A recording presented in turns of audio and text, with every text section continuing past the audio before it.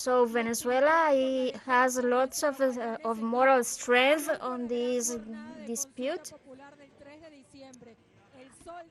So the song is is born on Esequibo. So the Venezuelan government calls for participating on this referendum on December 3rd.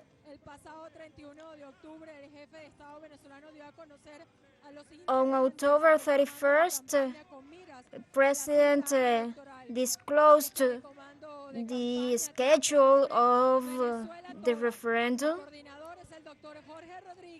and coordinator Jorge Rodriguez is there too. The head of state is greeting all National Assembly members. So he's going to have a speech in defense of Esequibo territory. And he's continuing greeting the opposition leaders who are all present at this meeting too.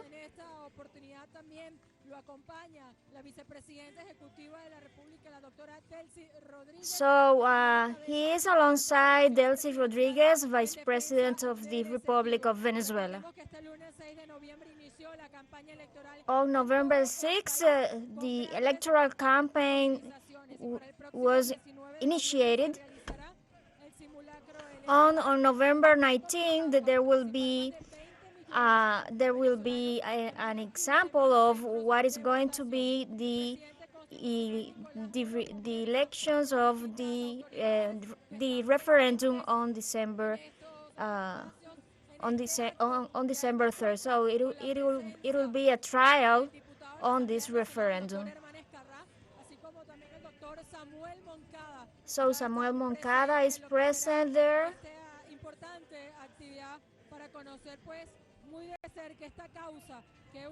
And so this is a very noteworthy activity for people know the roots of this cause.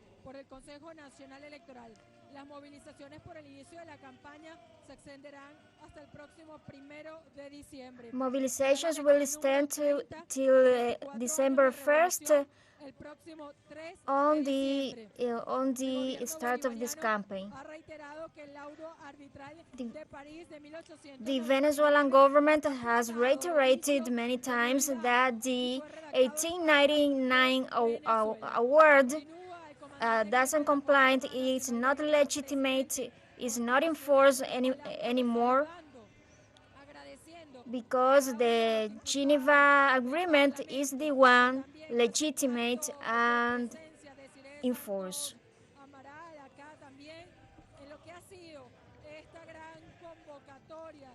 So this is a very huge call for voting yes for the referendum. So here you can see that the opposition agrees on this referendum, and President is greeting all the opposition members as well.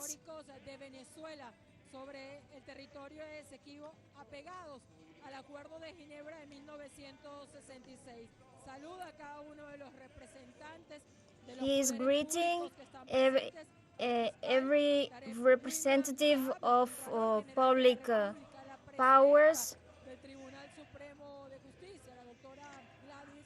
He greeted the president of the Supreme Court of Justice.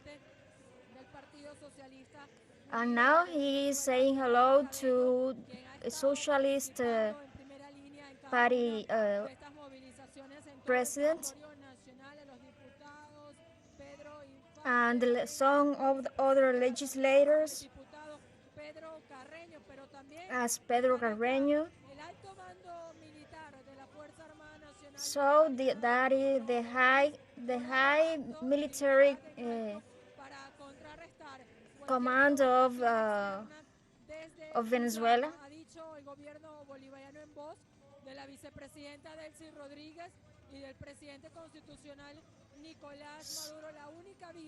So the only way out to solve this dispute is dialogue.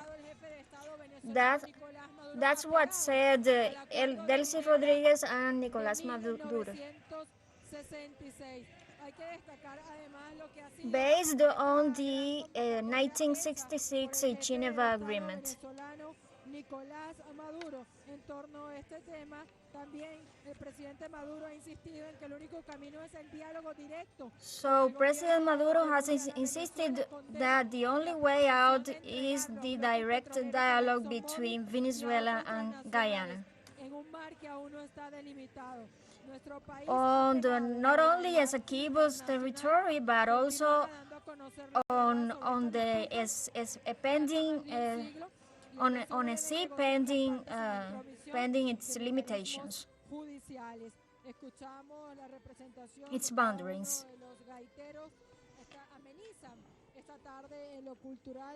So we have heard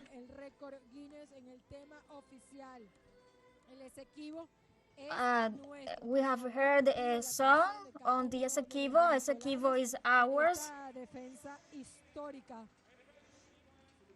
So it is going to begin this historical act. As we have said, the head of state, Nicolás Maduro, present.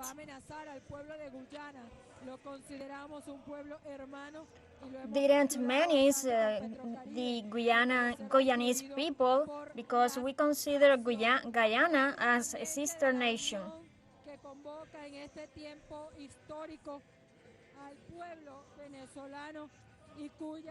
So President Maduro is calling the Venezuelan people for participating on the referendum.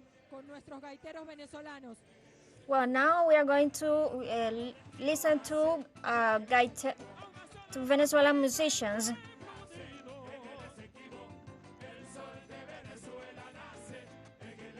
So the son of Venezuela is born in Esequibo.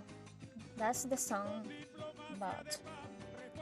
With the peace diplomacy, we'll propose an amicable solution. Venezuela is the homeland of liberators.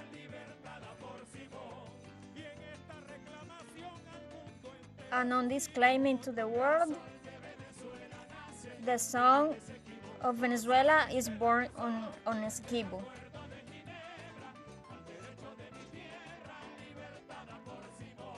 The Geneva Agreement is the one to base on the dispute. So the Venezuelan people raise their voices to say so, and continue saying the song of Venezuela is born in Esequibo.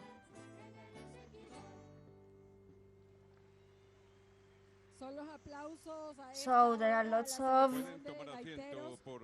applauses. Have a seat, sirs and madams. Good afternoon and welcome to this international act in defense of the Esequibo territory.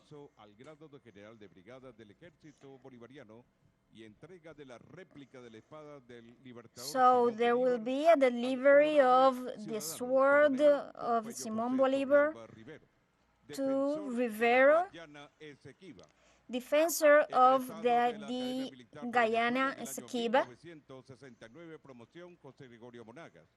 and José Gregorio Monada will be awarded to because he has been a promoter of defending Guyana, Esequiba,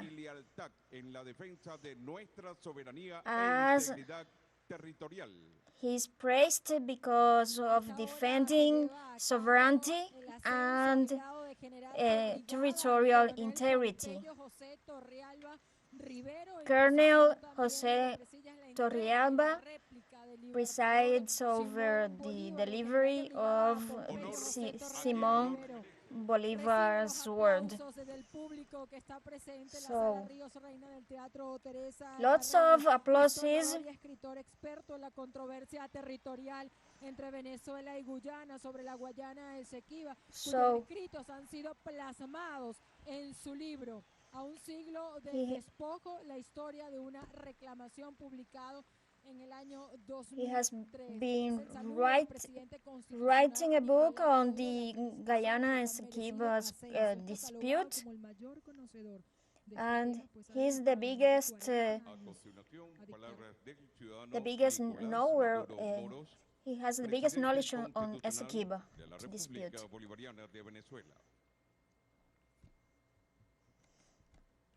Buenas tardes. Good afternoon. A todos y a todas.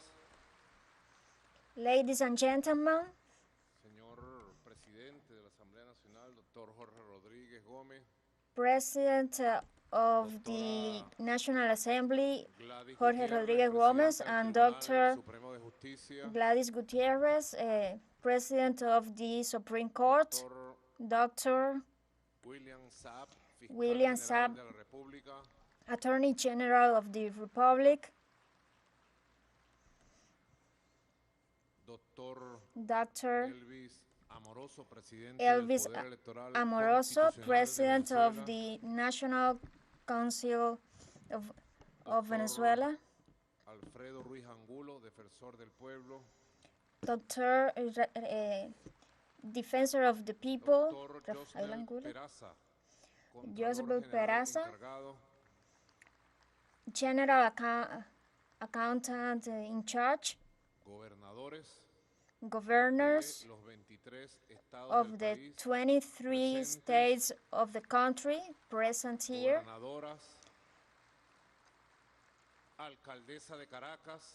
mayors of Caracas, Federal Entity 24, all representatives of civilian entities, mayors and mayors,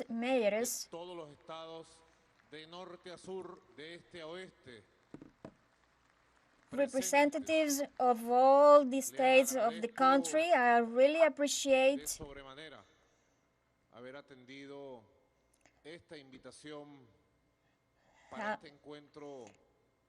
having accepted this invitation on this special encounter about the future of the Esequiba Guyana.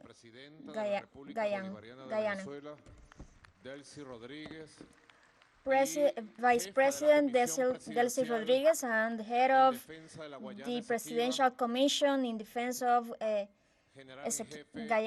Esequiba, General-in-Chief Lopez, of officials, authorities of Venezuelan military, 786 military units in the country, from the largest to the smallest ones. Here present, Professor Samuel Moncada, Ambassador of Venezuela and agent in defense of Guyana Esequiba, the top leader and expert of the Esequibo's dispute, legislator Diosdado Cabello Rondón,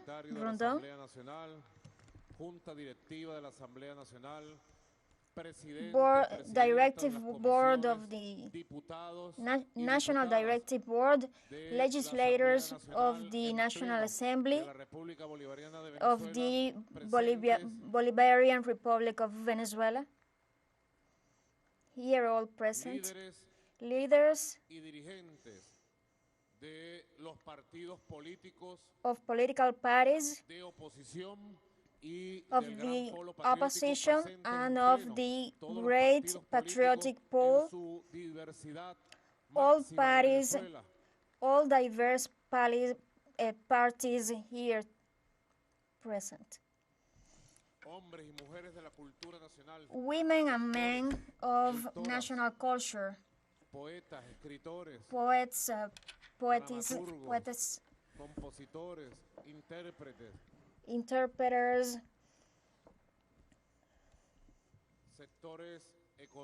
economic sectors,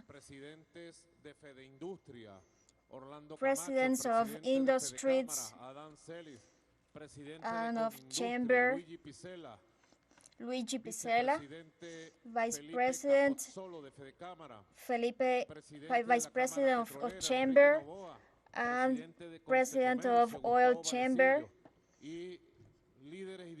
leaders of economic chambers in the country. I'm very grateful for your presence here.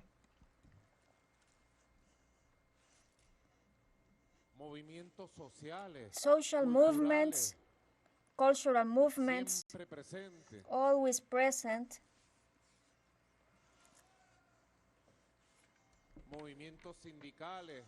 Union movements, trade unions,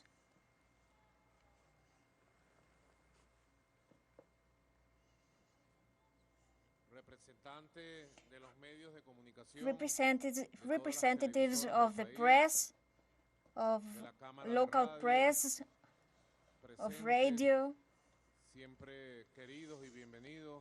present and always beloved and very welcome. Representatives of all religions, Jews, Muslims, welcome.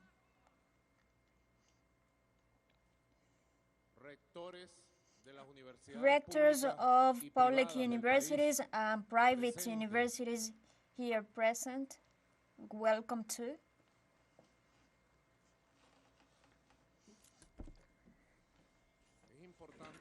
It is important,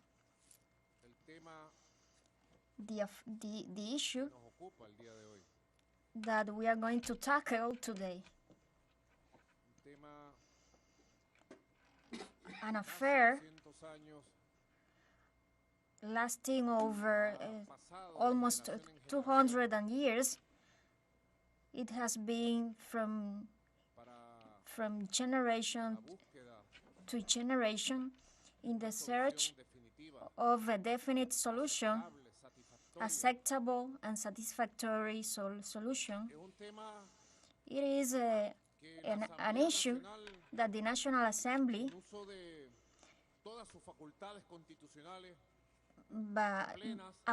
applying all its constitutional faculties, has called the whole country.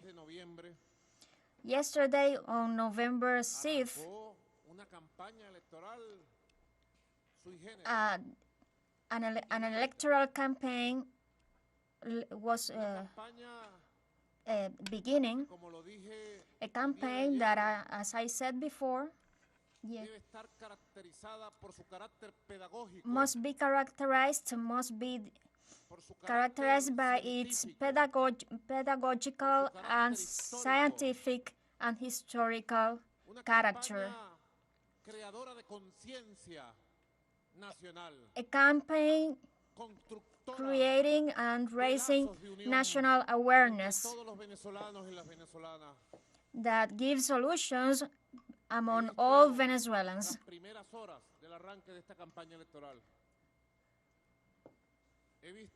I have seen from the first hours of this electoral campaign from all sectors here and from all diverse Venezuela, that this campaign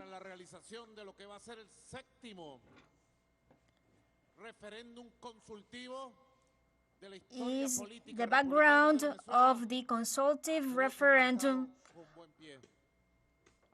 which has started very good, in a very positive way. Venezuelans people are willing to tell the truth, to know the truth, and to defend the truth, and to fight off for Venezuela. That's why, as a continuation of the conference for political dialogue for peace, we have installed recently the whole central square at the hotel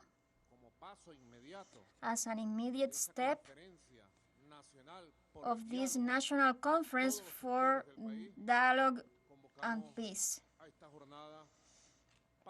So we have called for this encounter to expose all reasons and to take responsibilities and to deliver our de la Comisión Presidencial para la Defensa de la Guayana Esequiba, entregar nuestro aporte de la manera más sencilla, our action de la manera más pedagógica,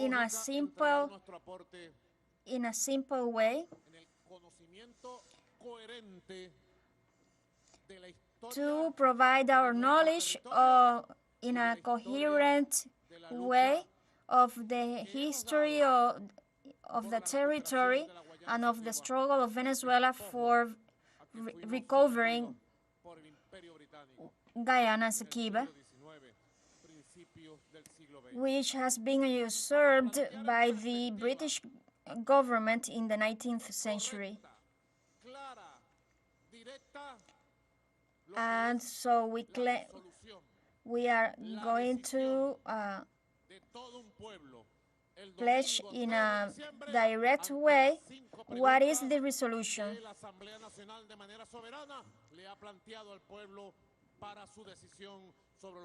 And the referendum is going to be about 5 questions made by the National Assembly on the Guyana Esequiba. That's why I am here along with Presidential Commission, professor, scholar, and composer of our Constitution,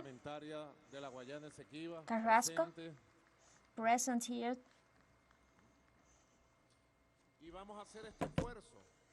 And we are going to do our effort, to make our effort in the best way possible, that at this hour, thousands, millions of people be connected on schools, garrisons, universities, communities, communes, everywhere in the country, connected territorialmente hasta con el último pueblo, en cadena nacional de radio y televisión, a través de till las the redes last sociales, people para compartir through social media and TV and radio, to share this issue that allow us a crystal clear campaign to pave the way for the referendum, that in upcoming days we will decide over the vote on the Sunday consultative referendum, in which we decide the future of Esequibo's territory for Venezuela.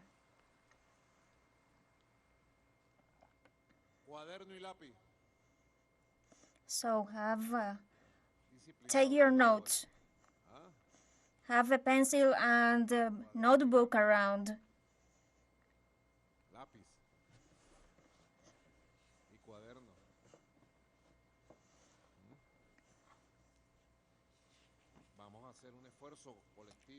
We are gonna make a collective effort. The President of the National Assembly, the history of our Guyana Esequiba. It is a complex process which comprises several centuries.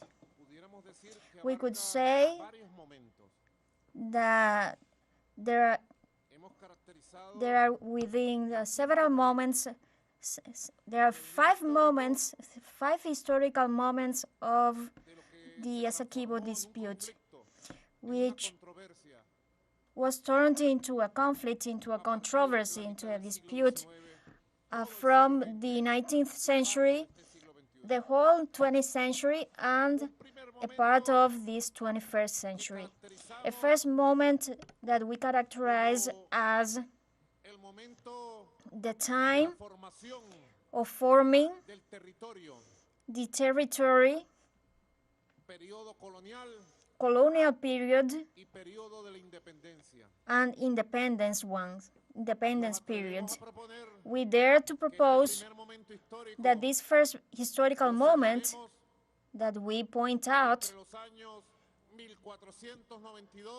to be around 1942, in which European colonialism arrived, till 1840, in which it was formed Venezuela's territory. A second historical time, that we located around 1840, 1849, that we called as the period of imperial aggression, fraud, and arbitrary fraud. In 1840, precisely when the UK government began its frauds to enter into the whole territory of the Republic of Venezuela. In 1849, in 1899, there was this arbitral award. The third moment that occurred in 20th century, from the 1900s till 1960s, that we characterized, we described as the imperial diplomacy. The imperial diplomacy. The denounce of fraud and the fraudulent agreement. It was a period of division, of extreme division, extreme threats, of blockades and military invasions, to a period, to a term of awakeness, denouncements, achievements, and international achievements in the diplomacy, with the signature of the Geneva Agreement on February 17, 1966. A fourth time of great importance, because it has to do with the solution de la aplicación del Acuerdo de Ginebra, of el surgimiento del Estado de la República Cooperativa de Guyana. Well, it has to do with the creation of the emergence of Guyana's Republic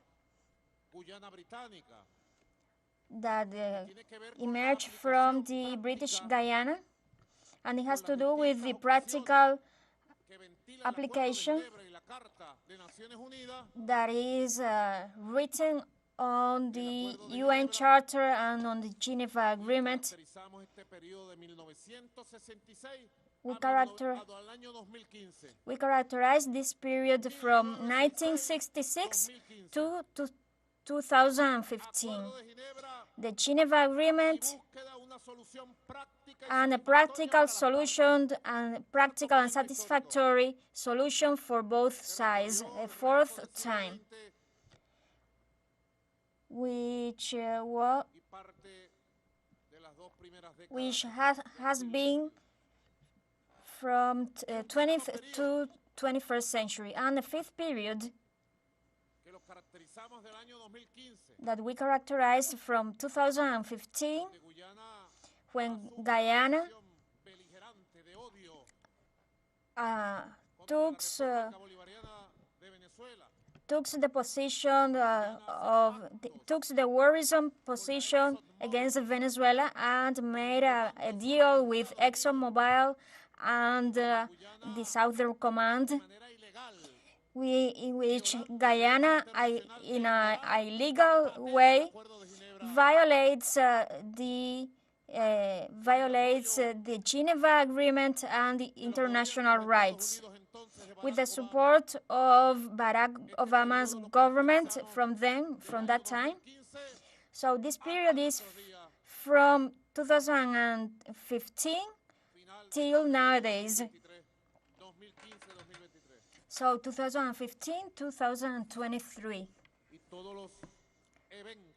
And all the incidents, all the occurring incidents, all consecutive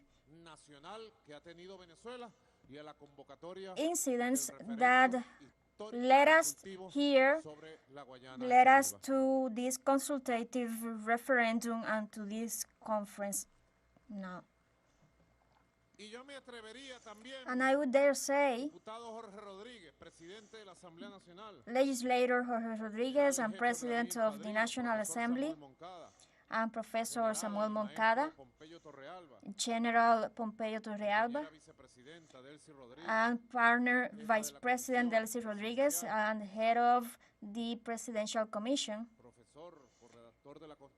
Professor and composer and writer of the Constitution, all people present here, I would dare say, I would dare create a sixth period.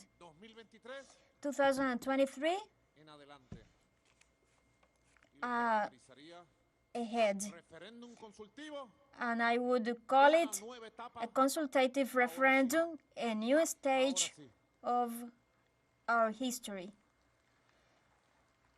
Now, yes.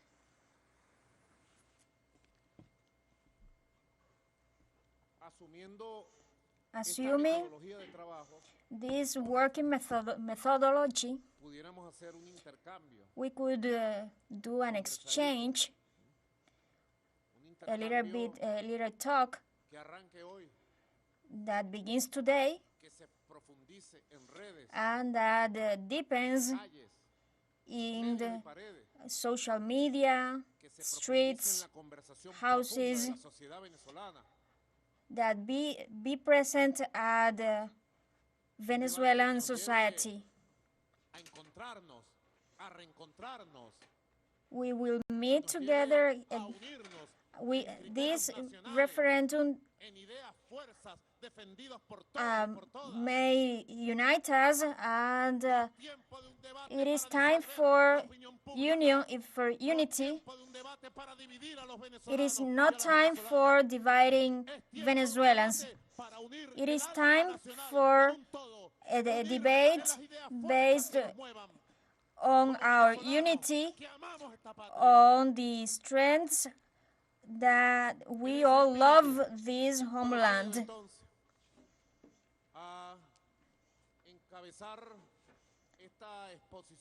So I started to this exposition, which I had several statements at the United Nations, at the Secretary General of the United Nations. So we have been defending the historical reality of our country several times. So with our knowledge of the historical process, we have searched satisfactory, amicable, and diplomat solutions based on the peace principle, on the diplomacy of peace.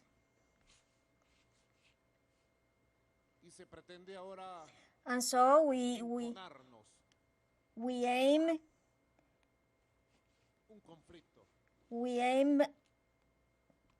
to expose our arguments in the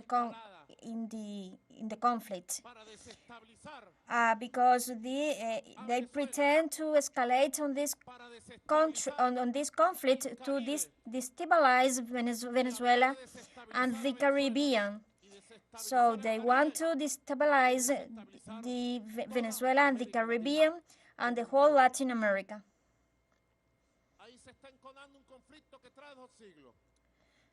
And so this is a dispute that comes from from a century ago. European invaders, Spanish invaders,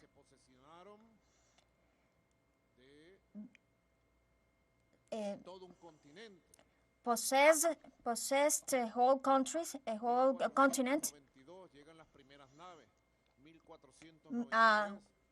1492, in 1492, the first vessels arrived. In 1494, there was the beginning of the invasion over our Latin America.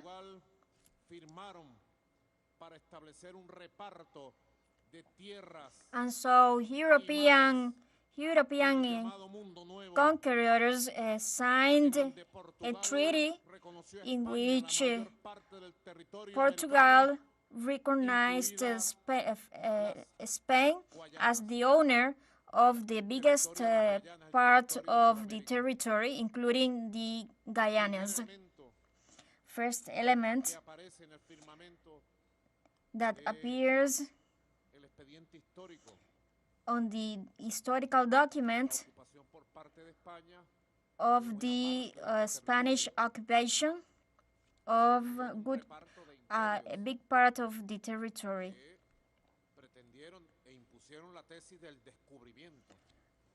So they imposed the thesis of discovery. We were already here. Our indigenous peoples live here in peace. Our grandmothers and grandfathers lived here in peace. Then we have the Treaty of Munster in 1648. The Netherlands managed their independence from the Spain Kingdom. Then in 1627, the Dutch established their first hostile settlements against Spain in the eastern river of Esequibo.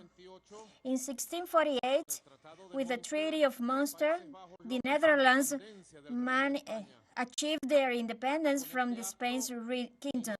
With this act, the Netherlands initiate their legitimate possession of a tiny portion of the eastern territory of Esequibo River. That is to say, they become neighbors of the nearby territory of the Spanish Empire. When the Treaty of Munster was signed, there was no permanent presence of Esequibo River. Those are the backgrounds that we found in essential documents in libraries. As Moncada has been researching on the main libraries, building the defense of our country to the battle we are willing to give on the future. But it is in 1777, when the Kingdom of Spain decrees the general captaincy of Venezuela. It was the first administrative unity of Spain that gathered all provinces that making up the current Venezuelan territory. So it is the base of our territory, the basis of our territory. We can see it on the map. Professor, please, Samuel, could you comment on this first time of the Spanish Empire? Thank you very much, President. Good afternoon to all present here. The colonial period is the formation period because there is a big correction of this interpretation. Originary peoples suffered a violent invasion, so they were deprived of their culture. And so these conquerors brought African slaves, and it is formed a different nation that forms Venezuela today. So that violent empire created captaincies, but in Venezuela, the formation of these provinces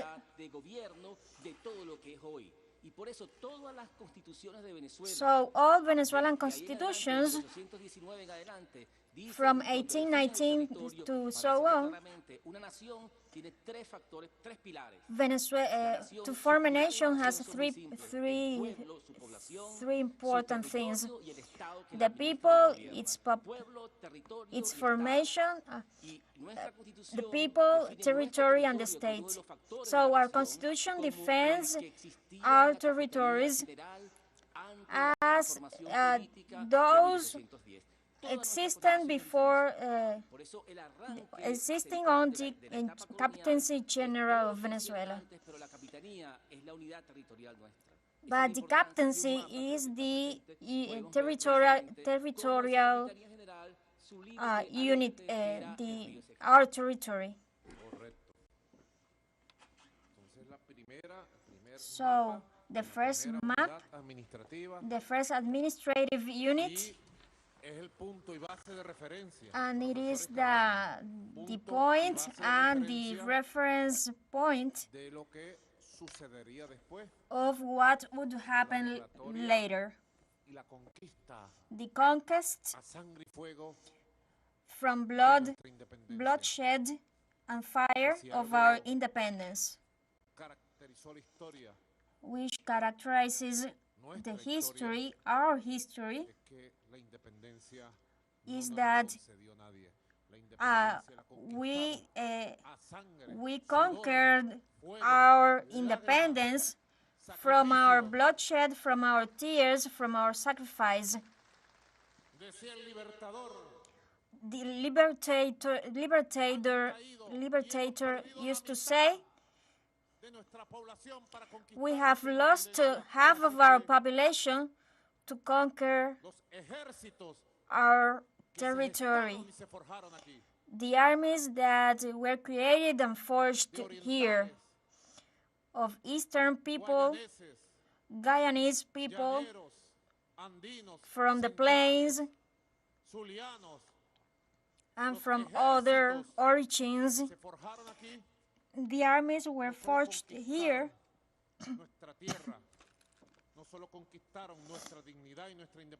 They not only conquered our independence, our unity,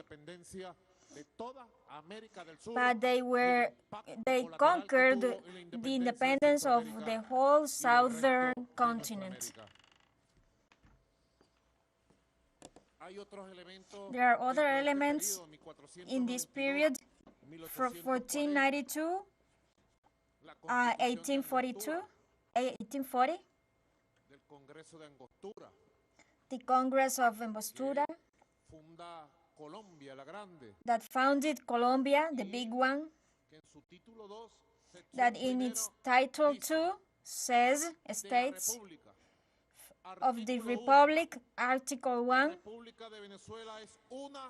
the Republic of Venezuela is one and indivisible. Article 2,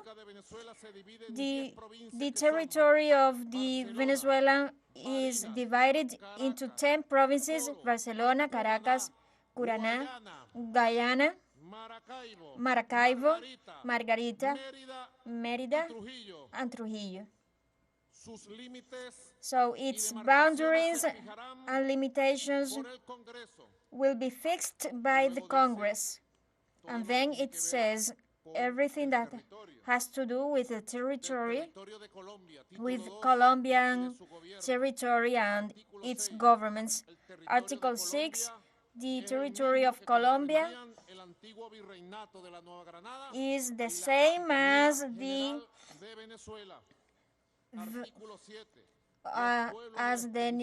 Grenade. En cualquier tiempo que se liberten, harán parte de la República con derechos y representación. So if these territories are under the Spanish oppressor, they will be part of Venezuela. So there they claimed the unifying of territories. Precisely in the map of Big Colombia that we have over here, the first map we have here of the Captaincy General of Venezuela, created in 1777, and the map of the Santa Fe Virreinato. And there we have the Great Colombia. We can see the immensity of the territory, the big dream.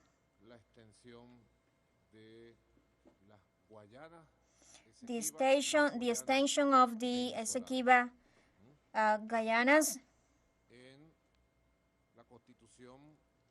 in the Constitution of Venezuela, which is sadly set apart by internal conflicts, separated from the big Colombia. It is established in Article 5 that the territory of Venezuela comprises the whole territory of the Captaincy General of Venezuela. For its better administration, it will be divided into provinces and parochies, which boundaries will be fixed by the law. In the period established, that it is established, partners, in this period that it is established, territory conquered by the liberators' forces that form part of the founding of the Republic of Venezuela.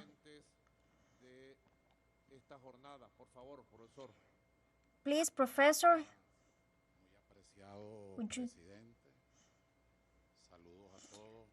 Greetings to all. Thank you, President, Minister of Defense,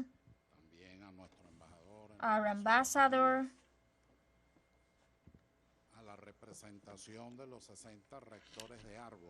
and to the representation of the 60 rectors of Venezuela, and of course,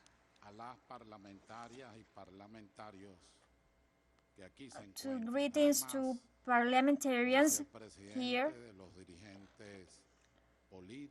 and leaders of all Venezuela, trade union leaders, political leaders, greetings to all. The first thing we have to say clearly,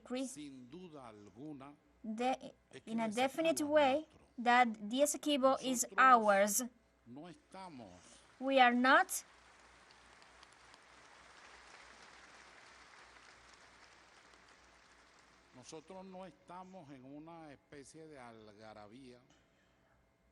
not making a big fuss of this. We have documents here, 545 documents forming the national territory and the strength of its rights on Esequibo. That is to say, it is not about isolated facts or documents. It is an array of facts, of pieces of evidence from the colonial times to nowadays. But I'm going to refer now to the constitutional part. A constitution, a maximum charter, it is a way of coexisting in a peaceful way. You can add some other definitions, but this is the essential idea, a consensus of the constitutional thought. As President Maduro said very clearly, that the consensus is that our territory starts with the Captaincy General of Venezuela in 1777. Before there were some facts, some military facts that organized the territory, but the fundamental basis it is that it is created at the Captaincy General of Venezuela. From there, we can mention to the Republican facts. In 1810, there was the first referendum of this nation.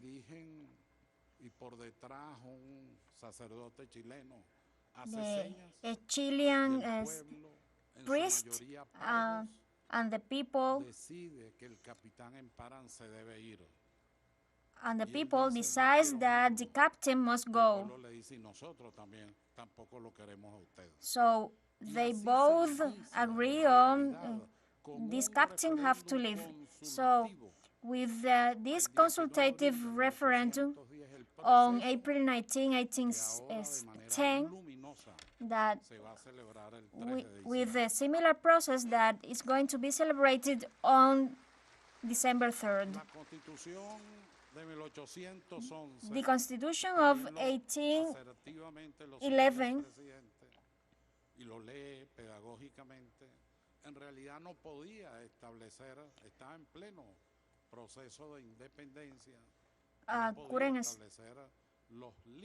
couldn't establish the boundaries of our territory, but Domingo Pris did it in the Constitution of 1819 and in the Constitution of Rosario Cucuta. In those three documents, it is pointed out. I want to make the historical difference that what occurred there, that Liberator writes and expresses very clearly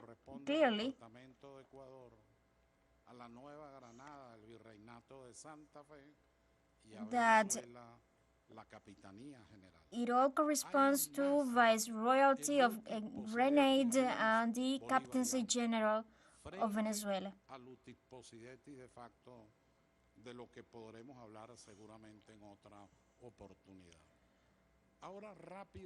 So now let's see what occurred historically in 1830. There were two calls, one on the Colombian liberator priest and another one. In this latter one,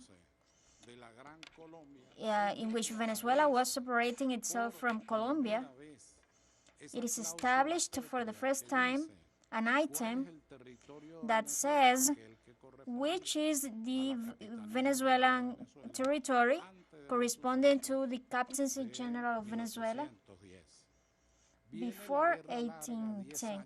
Then it comes the long war of 10 years.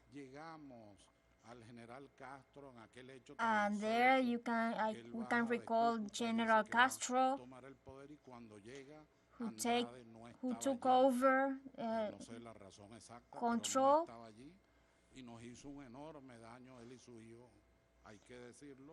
and we were damaged from this captain because he was not present at the 1899 arbitrary award.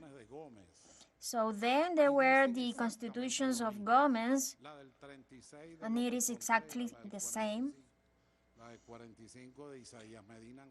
In 1847 of Democratic Action, and then the 53 with Pérez Jiménez. And now pay attention to which I'm going to conclude. Actually, the Constitution of 61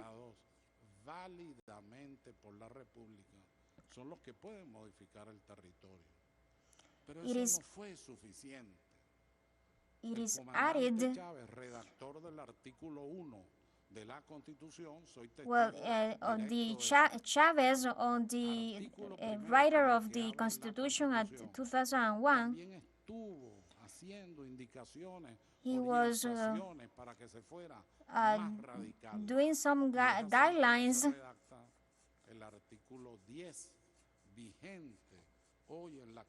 on this issue, and so on Article 10 on the current Constitution tackles this issue related to the Captaincy General of Venezuela. So a territory cannot be modified by treaties or arbitrary awards. So in that constitution, in which he was and worked on, our current president, Nicolas Maduro Moros,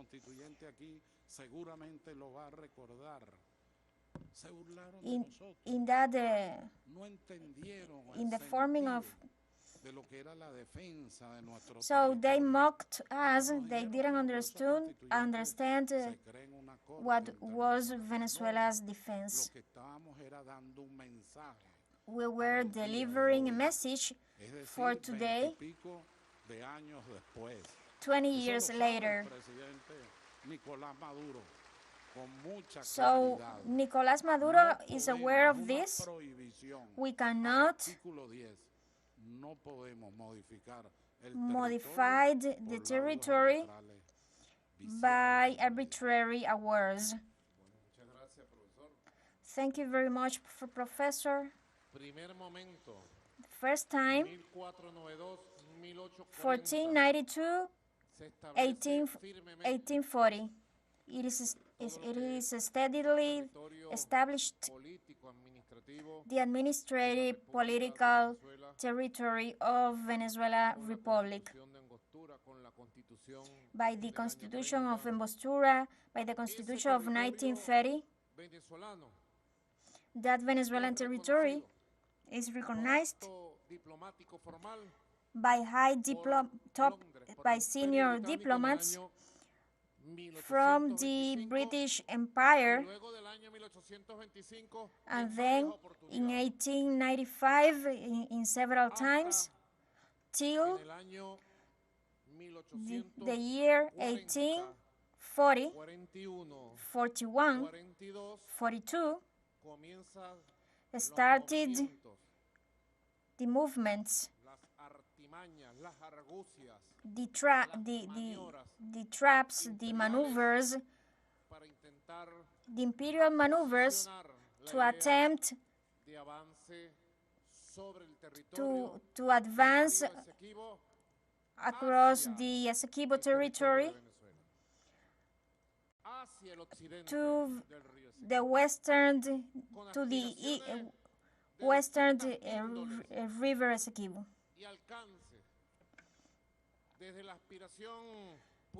Aspiring, willing, we can mention the famous will known by historians as the first line of Schomburg, a mercenary explorer that was sent to explore territories and didn't miss an opportunity to point out in different imperial maps, in different proposals to London, the advancement of the imperial forces to own lands with plenty of gold and to advance in strategic spots at the edge of Orinoco. We have known the secret document. Consuls in our lands where these people proposed the queen to advance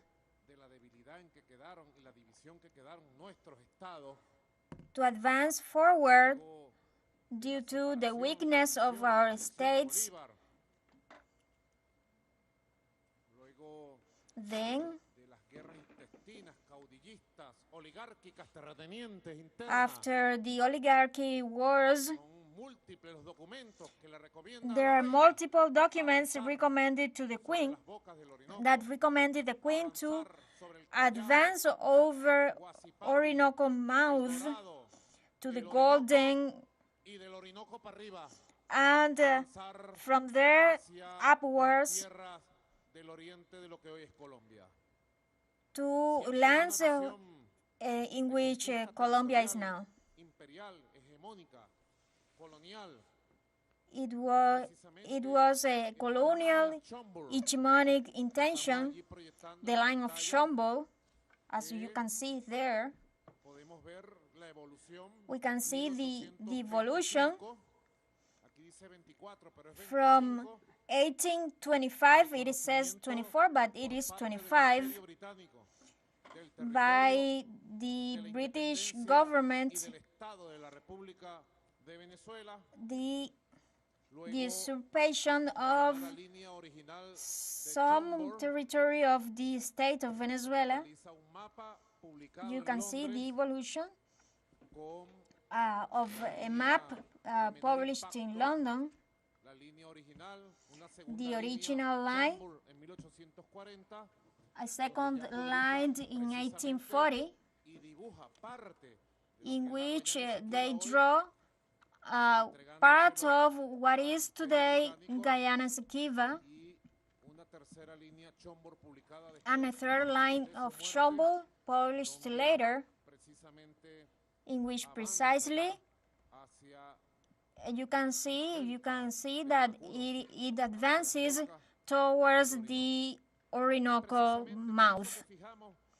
Precisely, we can set 1840 as the launching of an array of imperial evil intentions to advance over the territory rich of minerals and rich of strategic positions for the management of the Caribbean and the Atlantic,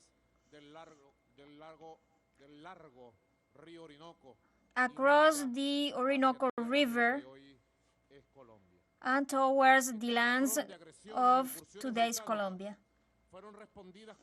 So these were responded with protests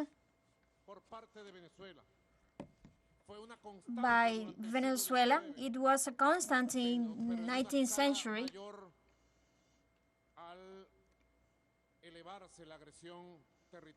As it was an upturn of a territorial dispute, conflict, and interests. So,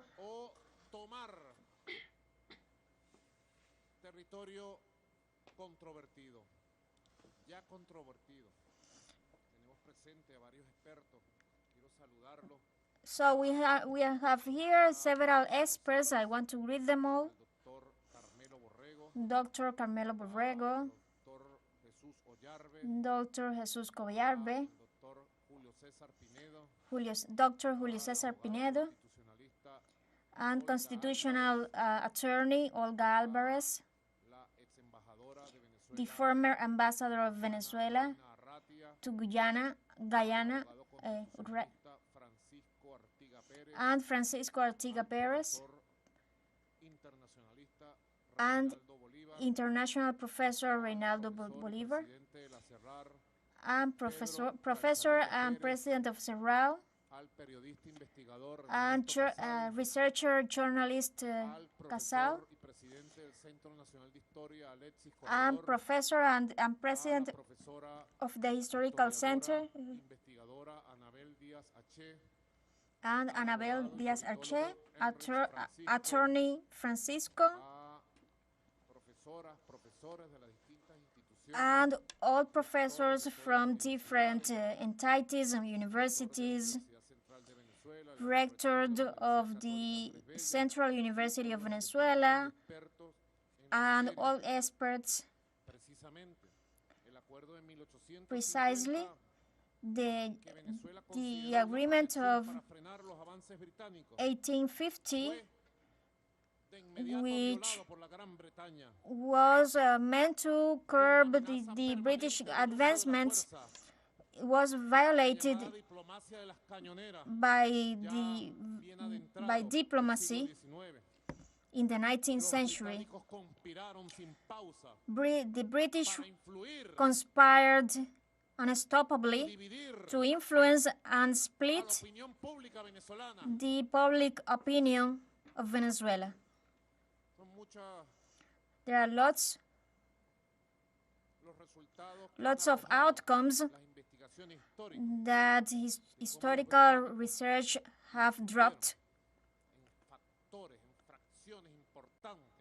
So there have been important fractions of Venezuelan oligarchies which were factors of external division,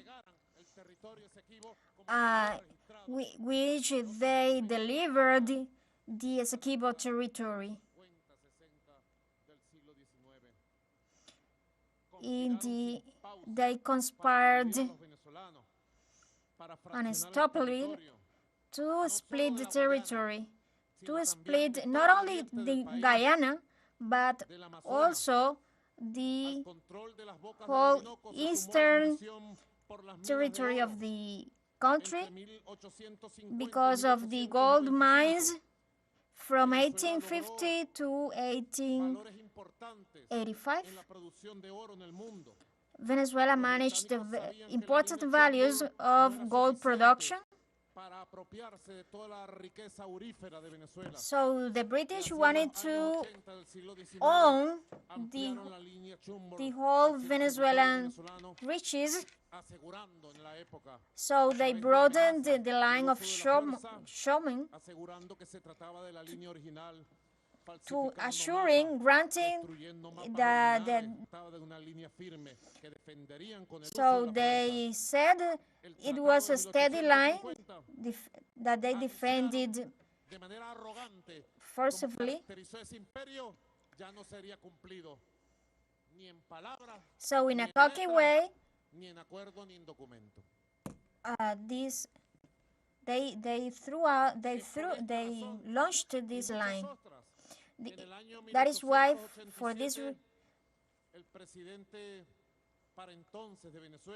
in 1887, President Guzman Blanco cuts off relations with Great Britain and makes a solidarity call nationwide to stop the imperial ambition on the southern territory in Venezuela. Aggressions continue. 1895, there was a fact, little unknown, not much unknown for Venezuelans.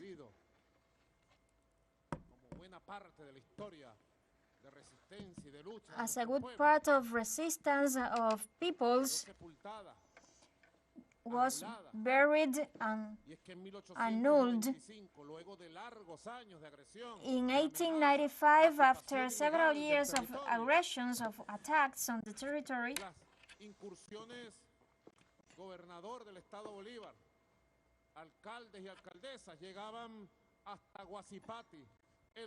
the invasions of Governor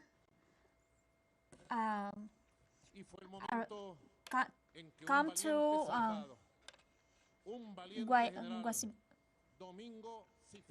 so Domingo Sifonte rejected in an attack to get these oppressors out of the Venezuelan territory. Long live this personality.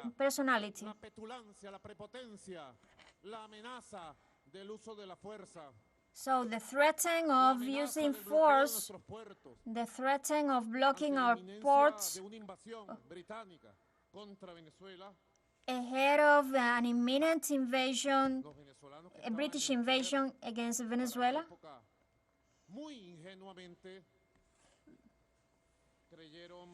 Venezuelans naively believed they could call the United States government to make an interference from power to power.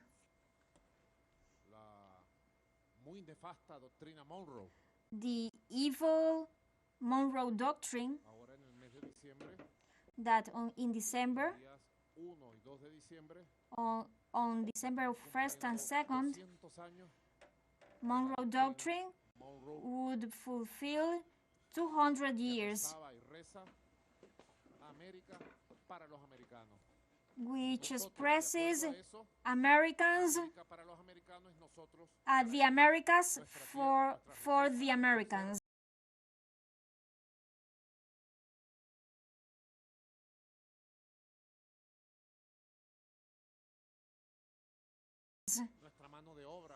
So our workforce, our dignity, our honor, our independence, they all, the U.S. wants that. So U.S. President Cleveland at that time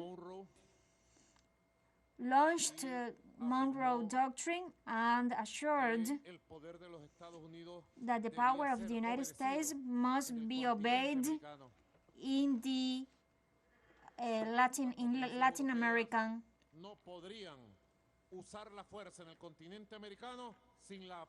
So they couldn't use the force in Latin America without the approval of the U.S.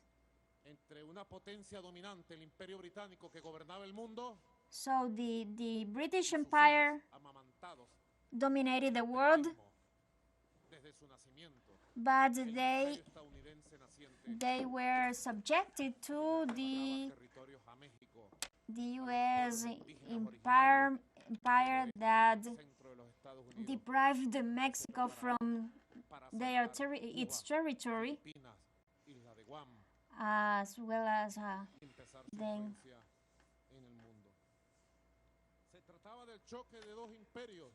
So it was about the shock of two empires, the emerging U.S. that sets its domain over the Americas, and the British Kingdom.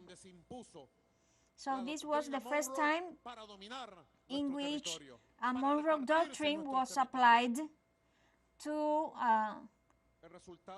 domain our territory. The result of this encounter sacrificed Venezuela.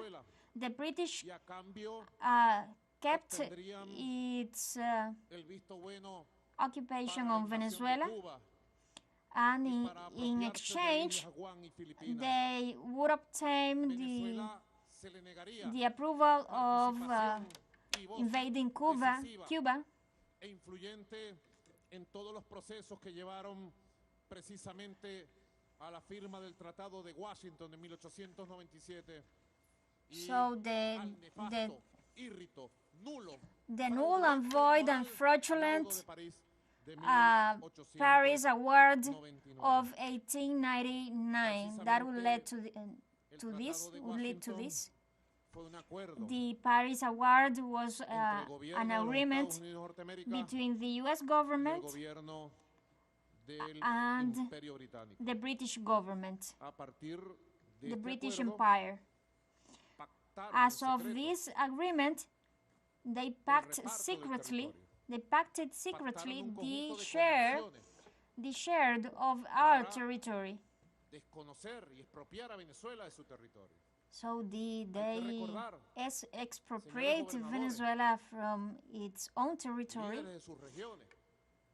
So we have to recall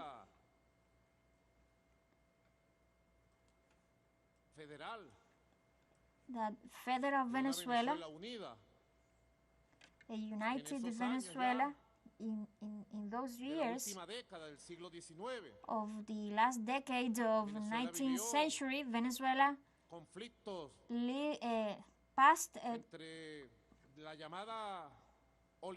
have gone through conflicts between y la también the oligarquía terrateniente liberal. The conservative oligarchy Los and the ideales de liberal Ezequiel Zamora or fueron oligarchy. traicionados muy temprano con su asesinato. So the liberal ones Aquel 10 de were enero de betrayed with the 1860. assassination Y quienes in sucedieron a the, Zamora of Zamora, tomaron la conducción de otra oligarquía and so y se the repartieron ones who en un succeeded conflicto Zamora interminable de autodestrucción de Venezuela, las tierras, Ah. el poder, la riqueza, belong to y the llevaron ones a un punto who extremo de división make debilidad Venezuela a nuestra to república. an La extreme república que había division brillado y que era la gloria de América por su ejército and libertador, shadowed terminó hecho the trizas, republic dividida, that have lighted enfrentada at en guerras intestinas. some time because of Ya se these sabían de las inmensas internal riquezas wars. auríferas, So they pero también ya se knew tenían already of de la the riqueza que oil empezaba a aparecer wells. del petróleo. Venezuela además era la tierra de Bolívar. Era el Venezuela ejemplo was the land of Bolivar, was de the rebeldía, byword of de revelry, libertades, of de freedom, fuerza, of militar, force, of política. military force, of Y los imperios policies. nunca subestimaron eso. And so the empires contrario, never underestimated lograron that. On the ponderar contrary, correctamente they lo managed to que significaba la cooperate tierra del gran correctly libertador de América si se mantenía unida, fuerte, poderosa. in defense of the Venezuela. ¿Cuántas intrigas se hicieron para debilitar? There were lots of Desde la disolución del ejército lies libertador en to weaken 1830, Venezuela from 1830, from the betrayal of the Liberator Venezuela Army. nunca tuvo un Venezuela ejército poderoso never el resto del siglo had XIX. a powerful Nunca tuvo un army Estado in the nacional 19th poderoso el resto del century siglo XIX. afterwards. Y un caudillo terrateniente sustituía And, al otro. Llegamos a 1897. And donde el a gobierno de fighter entonces could not cede substitute en todas las other. posturas.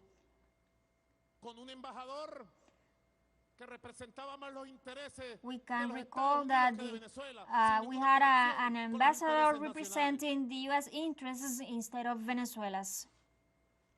Es triste el papel It is very sad the que role jugaron quienes dividieron, the descuartizaron role y destrozaron played by the ones who divided han mancillado and y a scattered Venezuela la han robado los imperios to ashes cuando of hemos Venezuela. estado divididos, desunidos, débiles. So the empires have Por robbed eso es la our importancia territories when we are not revitalizar el united, espíritu when unión we are nacional, split. el alma nacional. That's why the importance Yo of this quisiera, referendum of being united. profesor Moncada, I would y like luego Professor Moncada mi general maestro, Pompeyo and Torrealba, then General de Master manera contundentemente breve, si ustedes pudieran to resumir explain el Tratado de Washington sum up 1897, the Washington presidente Treaty Venezuela, of embajador, 1897. y luego el fraude The fraud inmoral, totalmente ilegal, irrico y and nulo total del laudo illegal, Ricardo null and 99, void profesor. of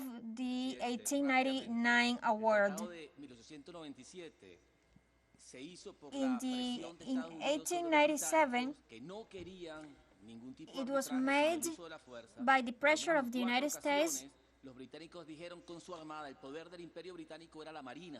La marina The de guerra. British No tenían power ejército para was the invadir, pero Navy, tenían the ejército para Navy of bloquear las war, costas venezolanas como lo that hicieron were en able to 1902. block Venezuelan Luego, en coasts 1902 bloquearon as los puertos de Venezuela, they did it hundieron in 10 barcos de guerra de 1902. Venezuela, bombardearon el cuartel, They el bombarded San Carlos en Maracaibo, San le Carlos quitaron garrison in 30% Maracaibo. del valor de las aduanas a Venezuela They por took 13 años. they Fue una took ignominia. of Pero 30% en of las amenazas de fuerza del our, imperio británico, el imperio norteamericano les dice, no vas a usar la fuerza, pero vamos a usar un arbitraje.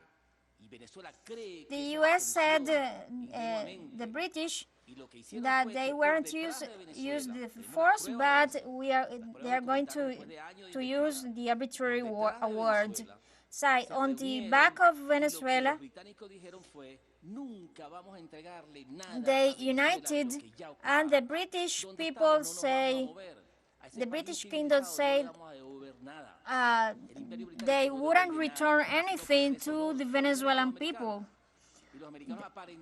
And so the Americans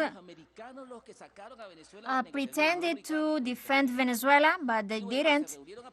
So they met together at the back of Venezuela and made this award. So I want Panama, I want Cuba, I want Philippines, I want Alaska, and some other stuff. And so you left Venezuela. So in 1896, the minister, British minister Bory, reached this agreement and wrote the Treaty of 1897. So all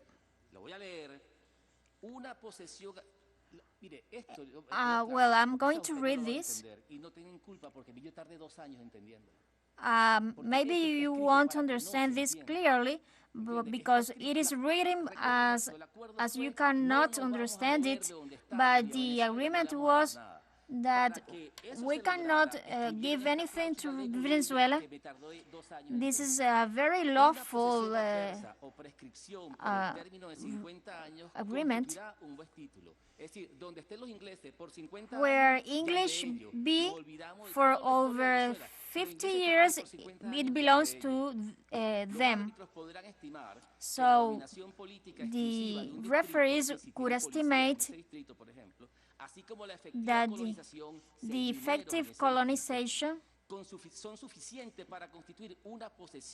they are sufficient to build an adverse position. So when we have officers, gold mines, it is ours.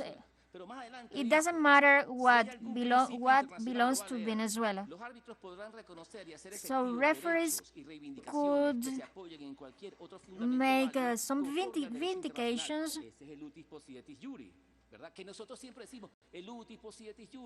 The juris, well, if these principles exist, in any principle of the international rights, that so they destroyed the juris. So the key point is that when they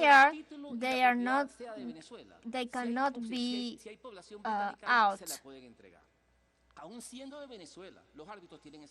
So the referees have that power. That the Treaty of 1850, as Venezuelans thought it was their life-saving, salvation. So the British didn't not to take into account this in court. When the court arrived in 1899, so when Venezuelans come to its treaty with 1850, it says that to resume that treaty, the U.S. said it wasn't no longer legitimate because of this last treaty. In that court, besides this fraud, this deceit, in 1899, they said, we cannot deliver the pieces of evidence, saying these do not belong to us. Today, we are asking British pieces of evidence, and they still continue saying they cannot share that information with us because of national security reasons. It is just simply that the gold was for British.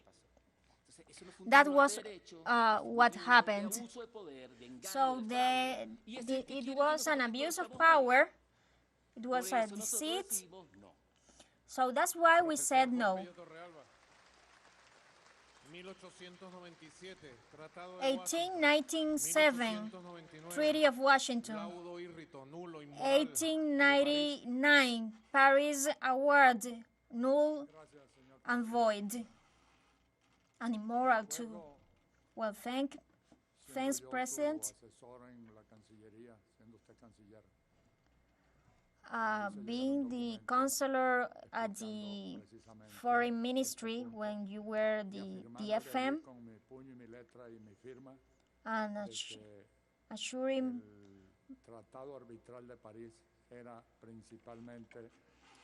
that the Paris Award, we needed to attack this document because it was an arbitrary award in which Venezuela did not participate. That's the trigger, the main document,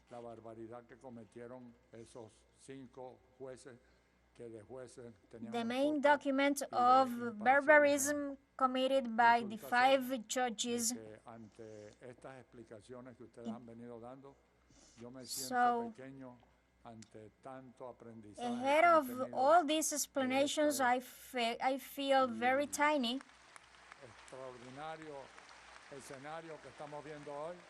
This is an extraordinary scenario here we are witnessing today. Our president has learned more than I. Thank you, Professor.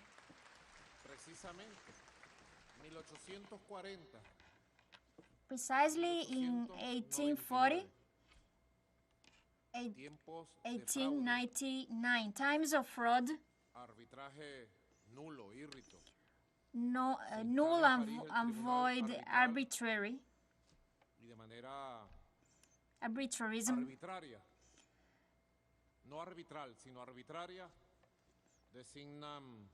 so in an arbitrary way, they appointed 5 judges,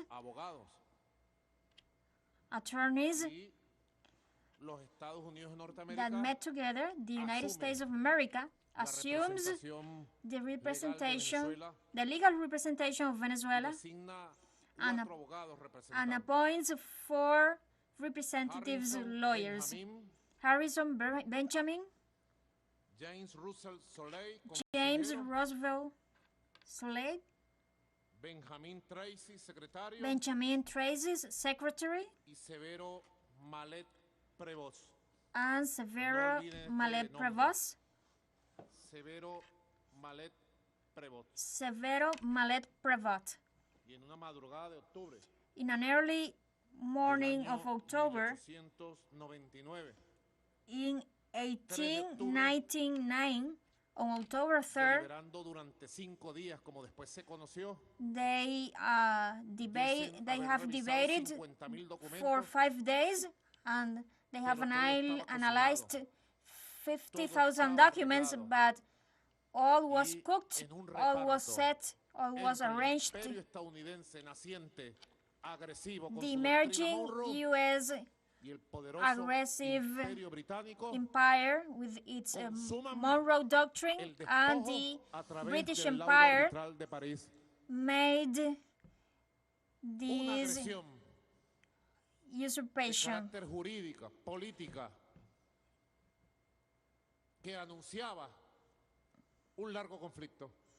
so announcing a long conflict.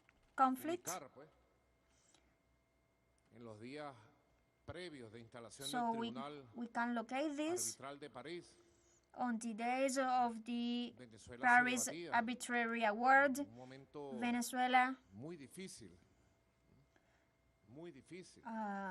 had a difficult time of fraudulent elections that divided the population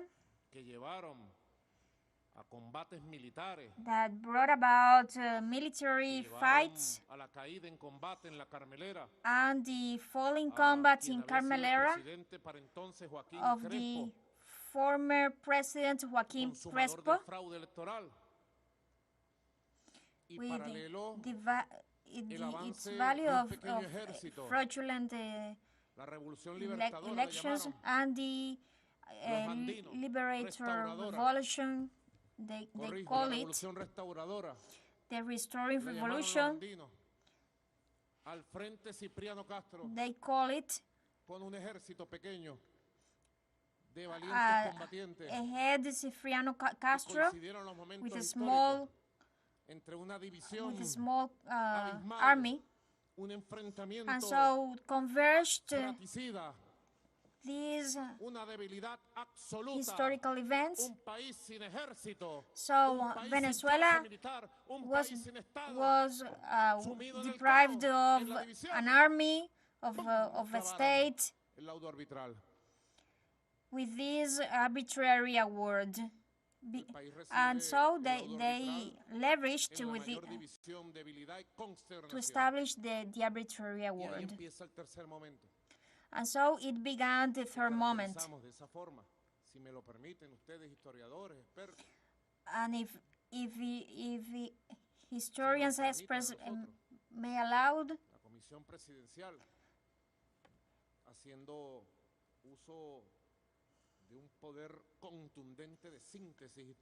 the Presidential Commission. Well, now let's look at the third moment.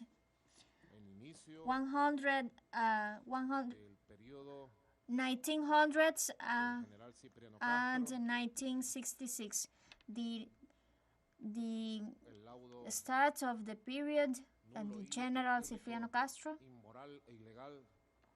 the null and void arbitrary award of Paris. And we have described this period as the imperial diplomacy, because of this fraud. The denouncement of fraud and the Geneva Agreement. 66 years lasts this term. The first 2/3 of 20th century, in which Venezuela was subjected to a set of pressures of illegal agreements called by the international diplomacy as unequal agreements based on the colonialism domain.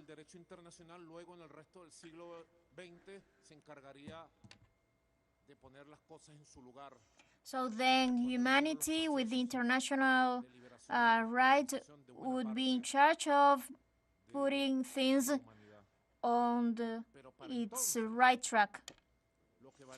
But then what was worth was the love of the strongest, of the menaces of invasion. The 1899 award was imposed on Venezuela, leveraging from its time of weaknesses. The day that it was announced, the award, British and U.S. vessels were present in Venezuelan ports in a coordinated way,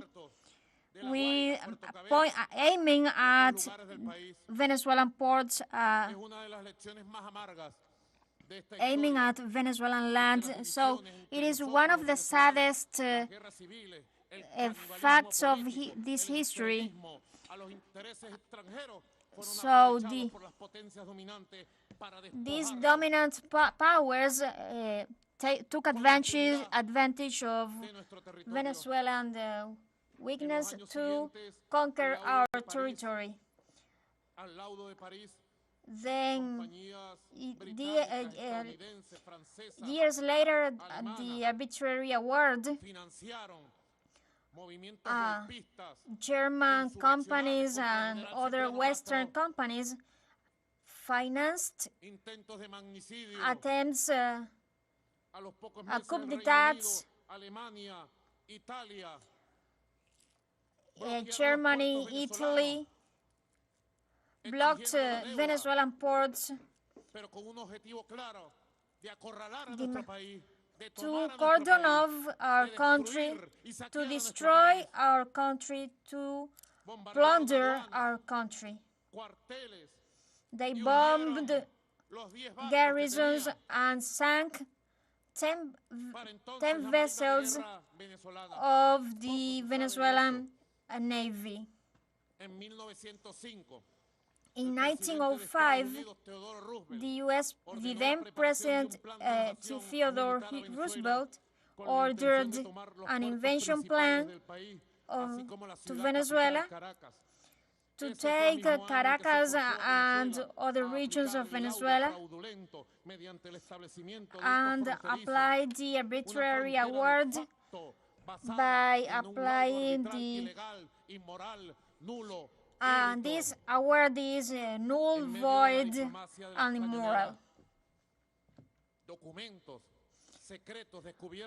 Secret documents discovered by the investigation of Professor Moncada. So we have seen the imperialism plans.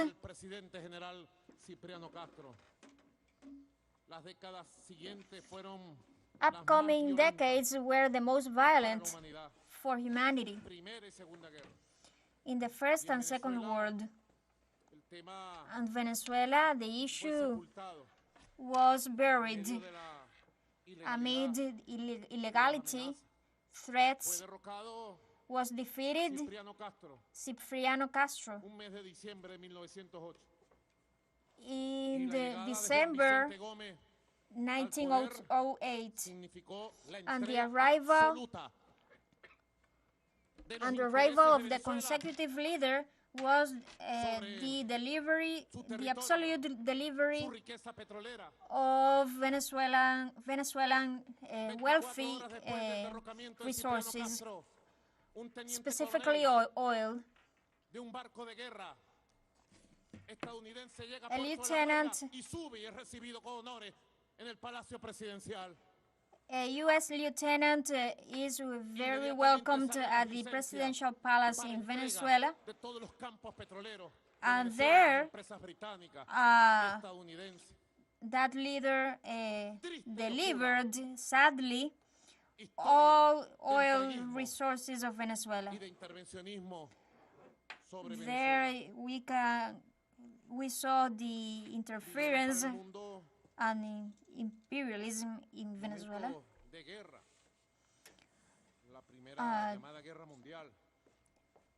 It was a moment of war, on the First World War, the conflicts, the emergence of fascism, Nazism,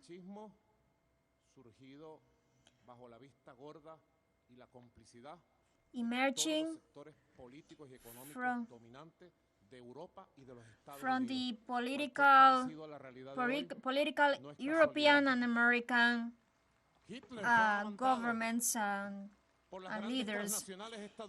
Hitler was sponsored by the U.S. and German European companies. He emerged from the anti-communist, counter-communism, and racist positions. So the humanity see the monsters and let it grow. The elites of the US,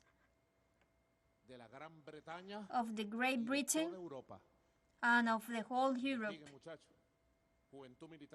So military youth of Venezuela, all youngsters of universities and social movements, here you can know the truth of the truth of those 1940s years so in the at that year national institutions began to fall apart. There are two historical important events: the liberation of Germany,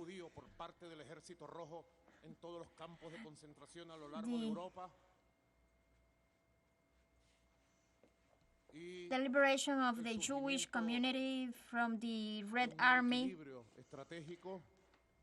and there was a strategic balance that made that triggered the creation of the United Nations,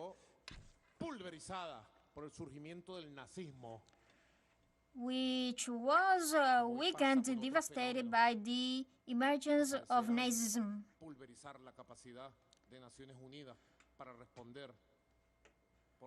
So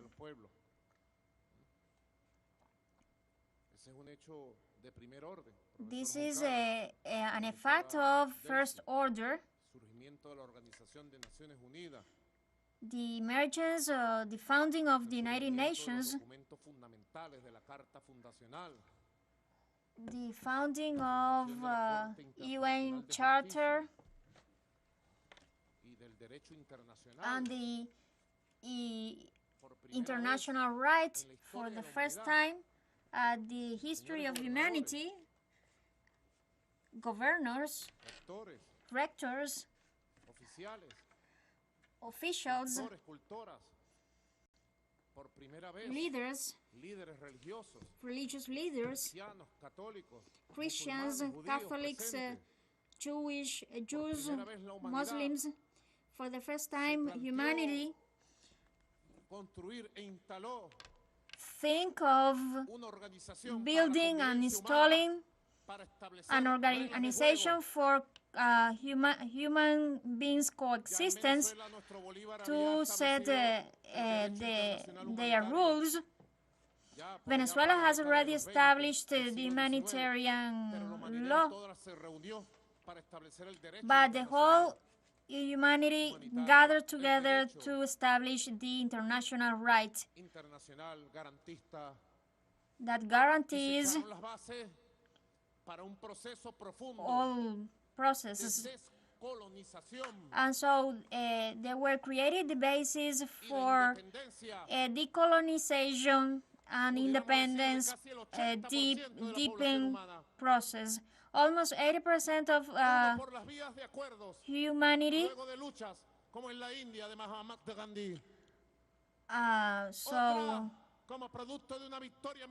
as a byproduct of a military triumph or a process of democracy, as like in India and China, the Africa's decolonization suffering. So the second part of the 1940s, 50s, 60s of a weakening process of disappearance, of the extinguishing of the British Empire. The phenomenon of the decline of the British Empire. They committed terrible crimes that are being hidden by the West, y también para Venezuela, and also for Venezuela. In that process, también comenzaron a surgir las verdades, a despertar. Some truths come out. There was an awakeness of truth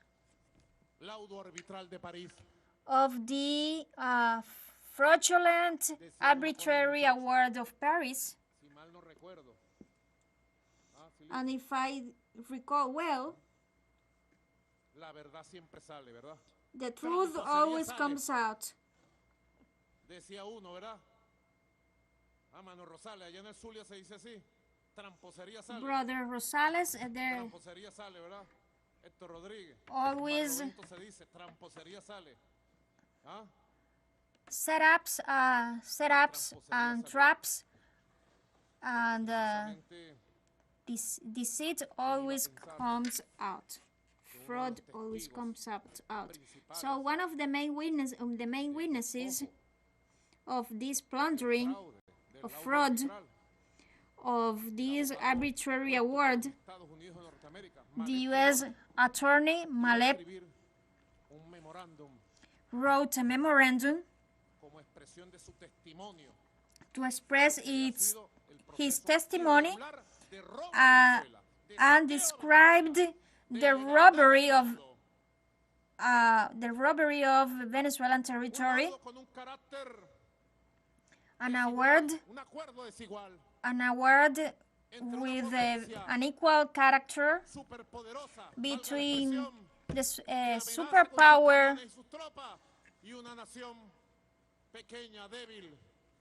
and a tiny, weakened Venezuela without army. So it was an unequal award. Malet Prevost described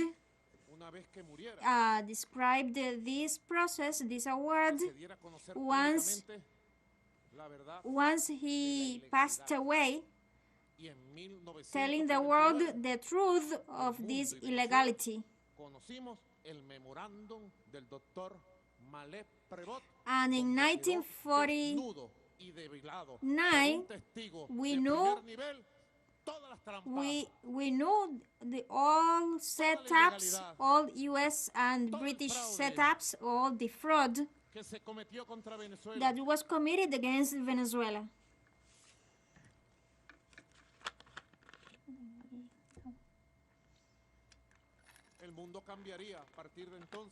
The world would change from that time. There appeared new forces, new institutions that opened possibilities for the global South to defend ourselves from unequal agreements imposed on the 19th century. So in the 19th century, empires started to fall apart, and some nations claimed their independence, their national independence. New institutions as the United Nations emerged to prevent the return of the World War and to avoid these powers imposed cruel conditions on Latin America and oppressive peoples. So the public international right that we know emerged from that time. So there's a race.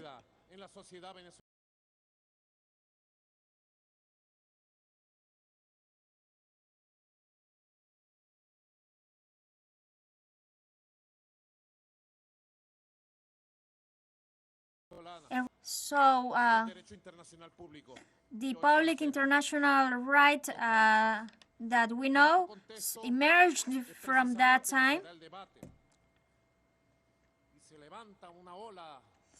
So there's a rise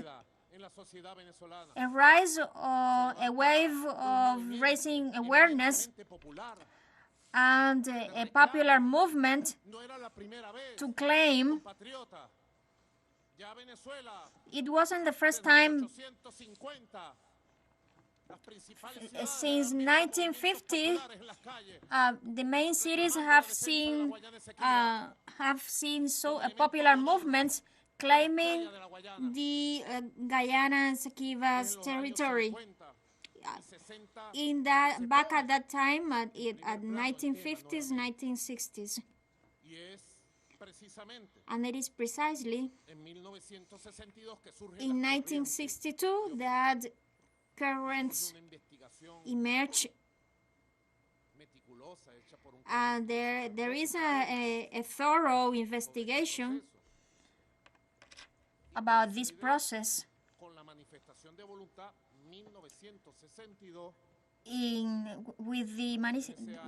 by manifesting will in 1962.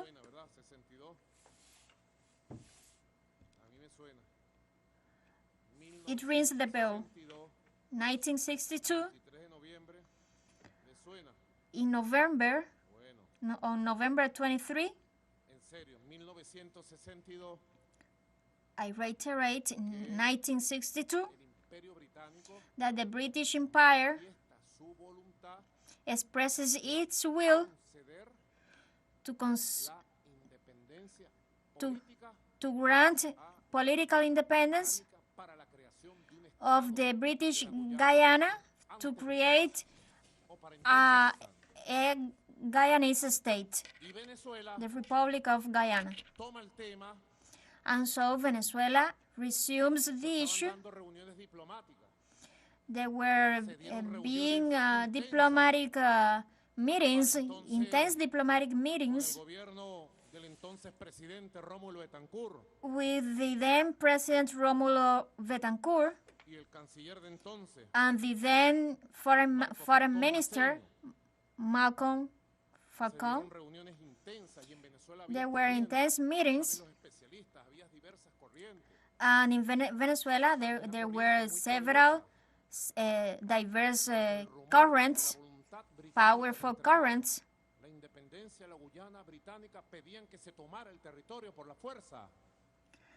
that they were asking to take this territory on force.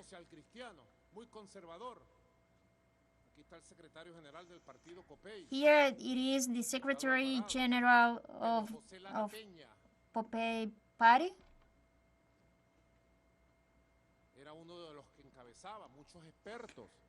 who was presiding over this. Lots of experts in their dailies and in all the press that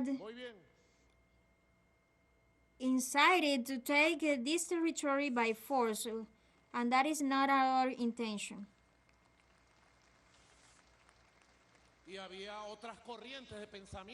And there were other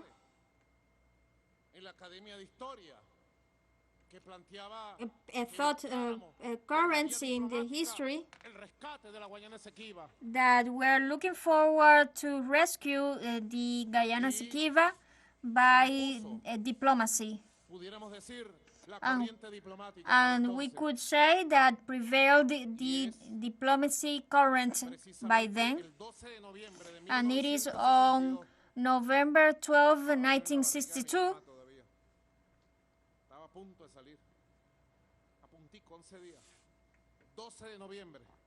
on November 12, 1962,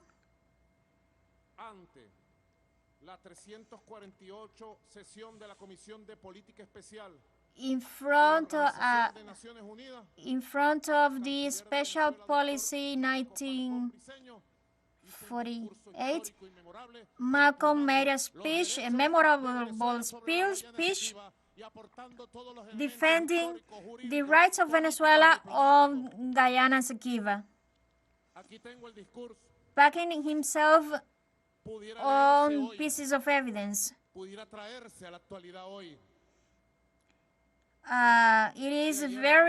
could be contextualized to today's reality. There you can see the process of negotiations, the signature of previous documents to channel and are really important, because on those negotiations, the United Kingdom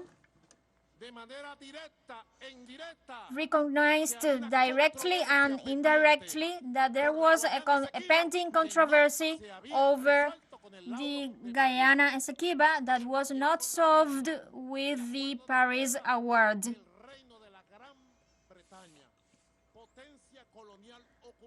The British Kingdom accepted Venezuelan controversy stated over all those years, because if Great Britain wouldn't consider so, wouldn't be seated to negotiate and wouldn't have signed the Geneva Agreement.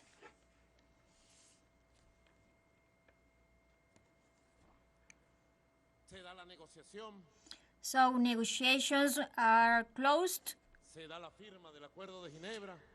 They signed on February 17, 1966, the Geneva Agreement.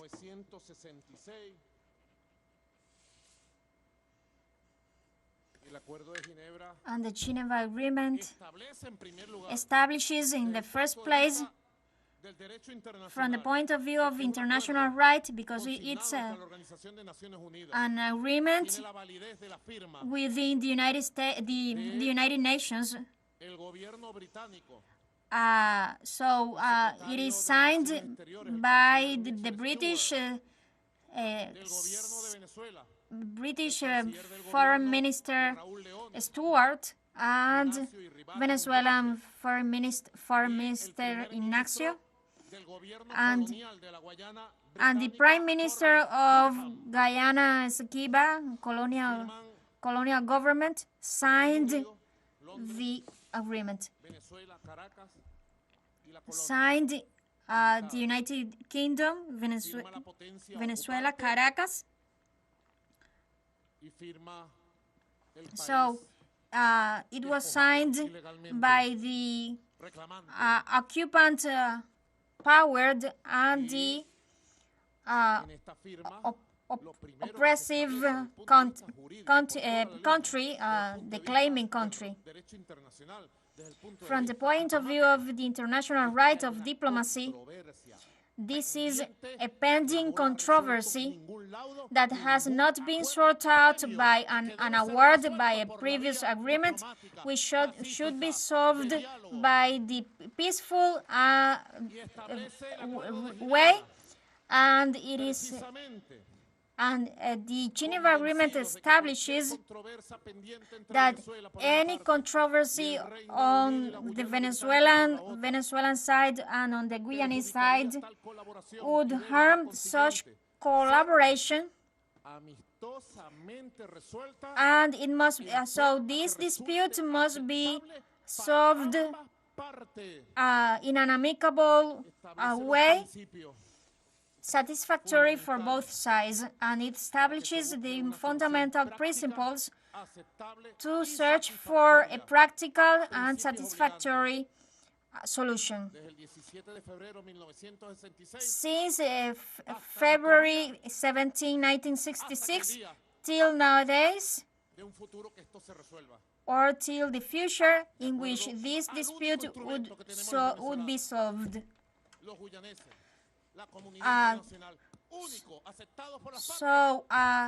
We must comply with the Geneva Agreement.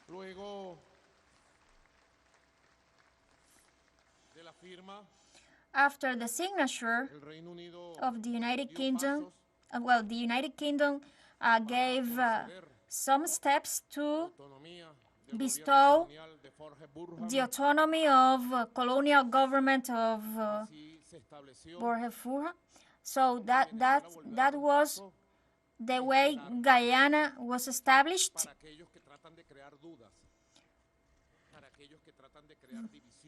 Venezuela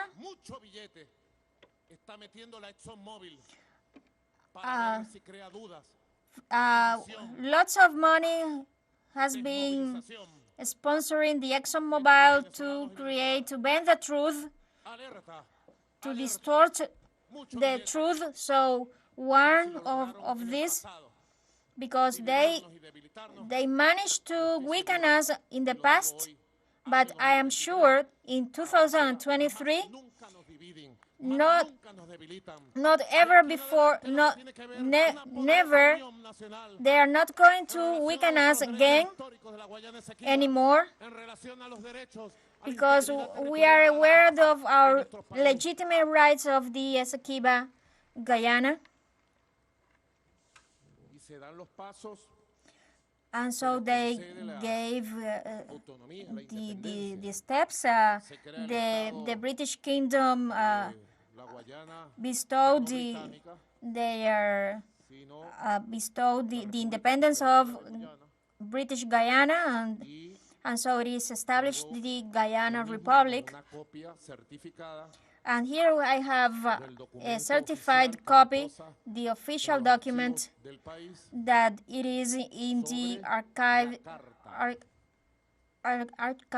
of the country on the letter,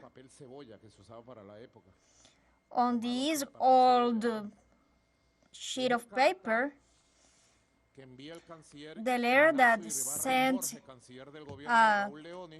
F.M. Borge to Prime Minister, to the first F.M.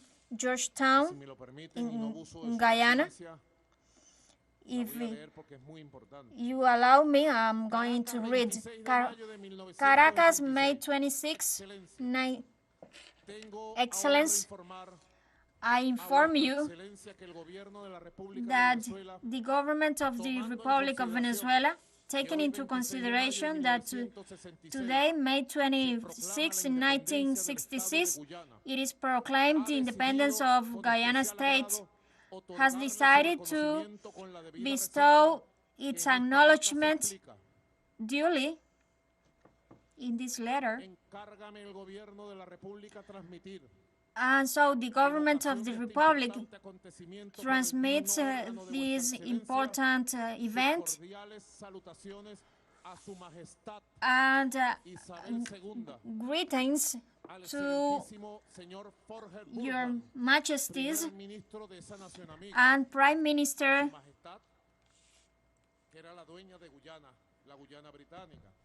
that owned the British Guyana.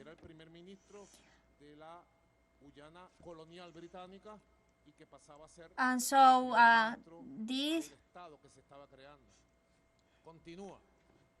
I'll continue. In these circumstances, the government of Venezuela is willing to establish relations with Guyana and is willing to exchange political representatives anytime they deem convenient to recognize the new state independent of Guyana,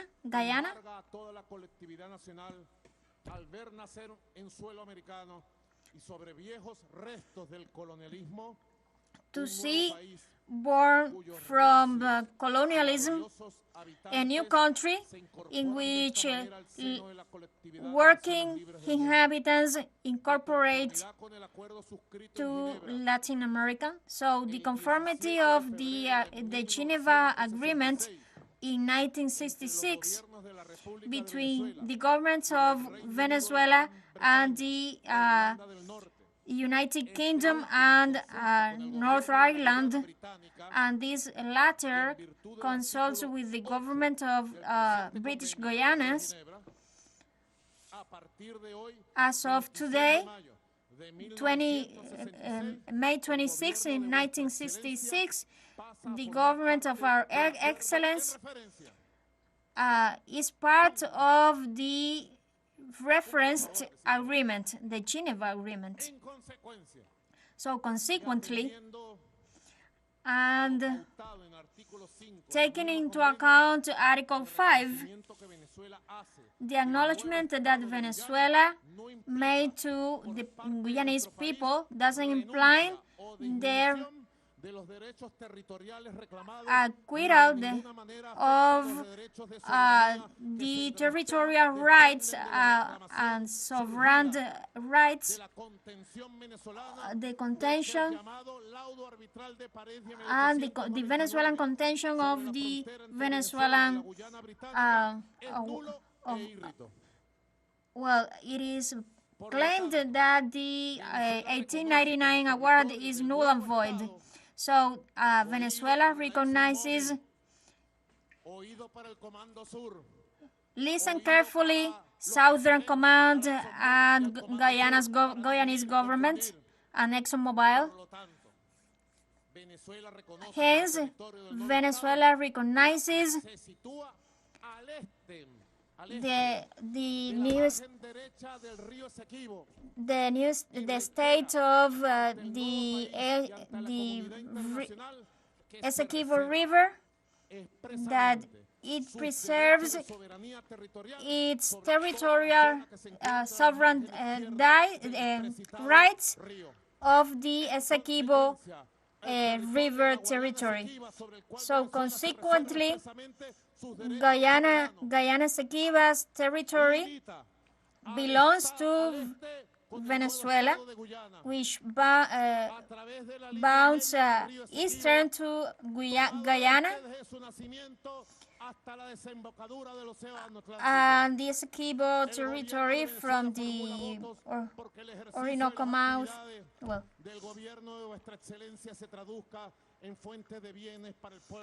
and so this will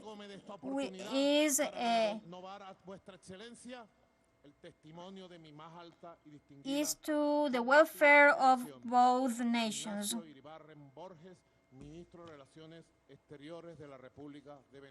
Minister of Foreign Relations Minister of Venezuela. That he wrote that in 1966.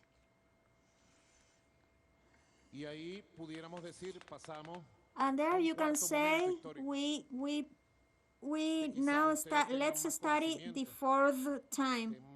Maybe you've got more knowledge, you've got a better update on this fourth moment. 1966 2015. And we have entitled the Geneva Agreement and the search for a practical and satisfactory solution. The Geneva Agreement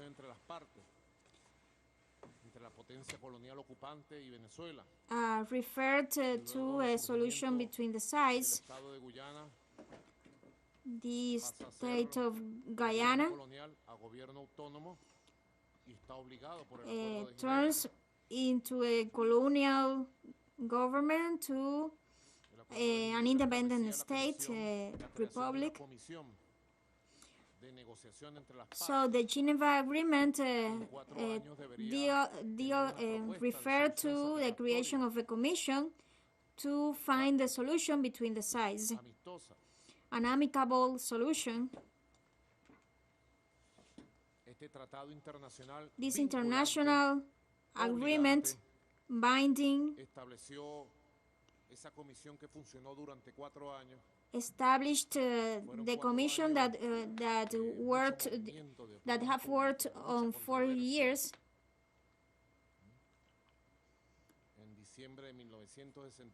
In December 1968, Dr. Rafael Caldera administered the Geneva Agreement in those years. So he made a decision, a political decision then. Some sectors of his party were against this decision,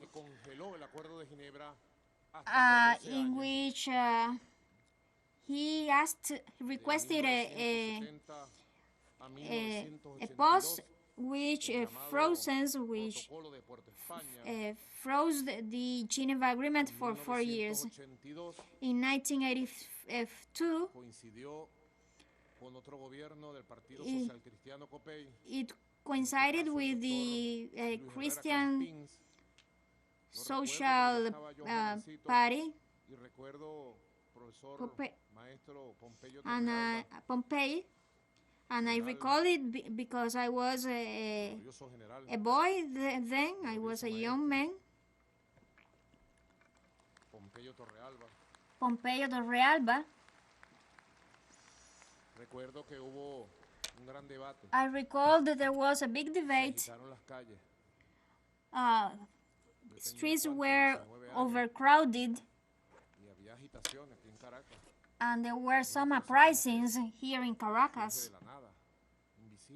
Out of the blue, an invisible force,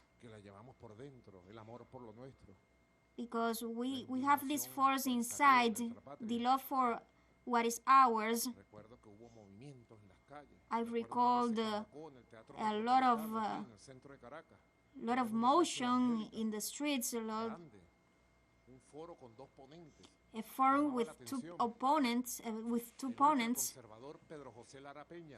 the conservative Pedro José Jarapeña and the left leader José Vicente Pepe. Where is Pepe? Is Pepe here? Look at. Were you at the military academy at that time? Oh no, you were not on duty at that time. And I went to that act. It was crowded, overcrowded. There were about 5,000 to 6,000 people there. And there was a big controversy there. And after intense negotiations, it was ended the protocol. There were polemic, dramatic meetings. Guyanese president was honoring the liberator, crying mottos.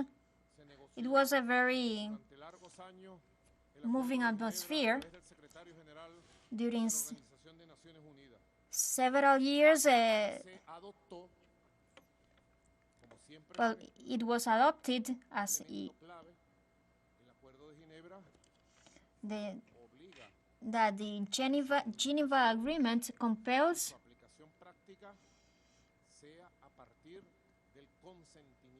the practical application on the consensus of both sides. It cannot be taking any option if both sides don't agree on the agreement. So that and the Commission put it that way at that time. And on the 1990 year, there was opened the period. It was opened the good offices option. In the UN Charter, the Secretary General consulted Venezuela, and we accepted these good offices. There were three good offices. 1990, 1999, my country, university professor, and at his demise in 1999,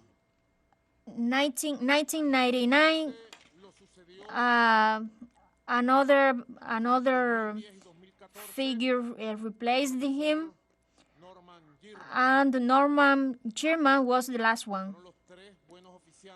So, but there were three good offices representatives.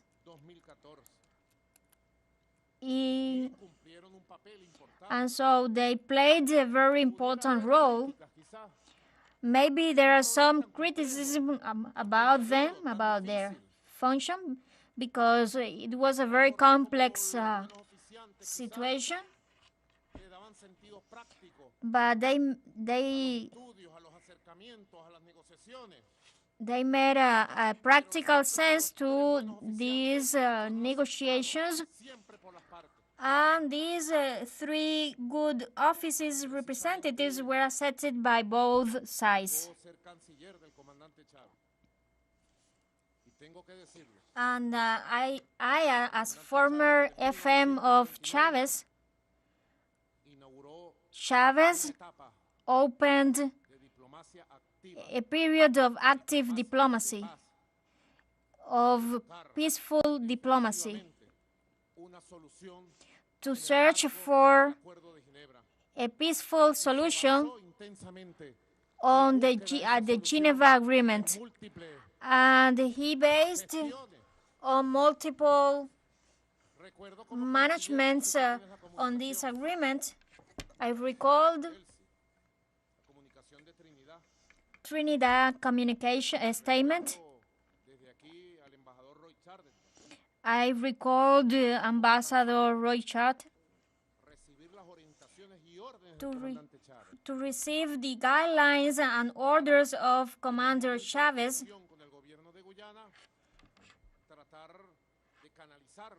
to try to have a deal with the Guyanese government.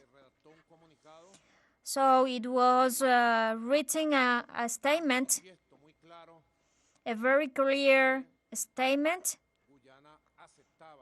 in which Guyana accepted precisely the Geneva Agreement as the only tool to solve this dispute. Wrote by Chavez, and in which Guyana participated. And there,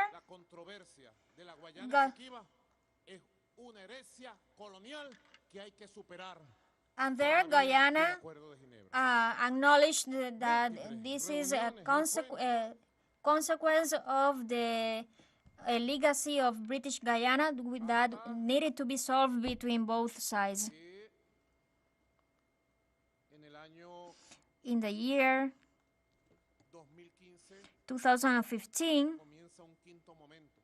a fifth time started of this long history, of this long controversy, a very intense dispute that we described the fifth time, the conspiracy against Venezuela. There are several times, stages. In 2015, there was a huge discovery of oil blocks, and so the ExxonMobil has left Venezuela as an outcome of nationalization of oil, also as a setback, as a vendetta to Venezuela. They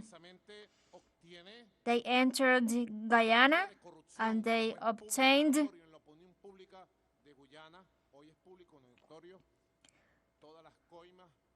So it is publicly known all the briberies that the ExxonMobil company did to purchase ministers, to bribe ministers, presidents, to give it the exclusivity of these oil reserves at nearby Esequibo, at Esequibo. So it's the year that Barack Obama declares Venezuela on March 9 an unusual threat, extraordinary threat to the U.S. security, national security. And it is the year that Guyana arrives to the presidency of Republic, a dictator, a military, which spread the absolute hate against Venezuela, against our history, against our Venezuelan people.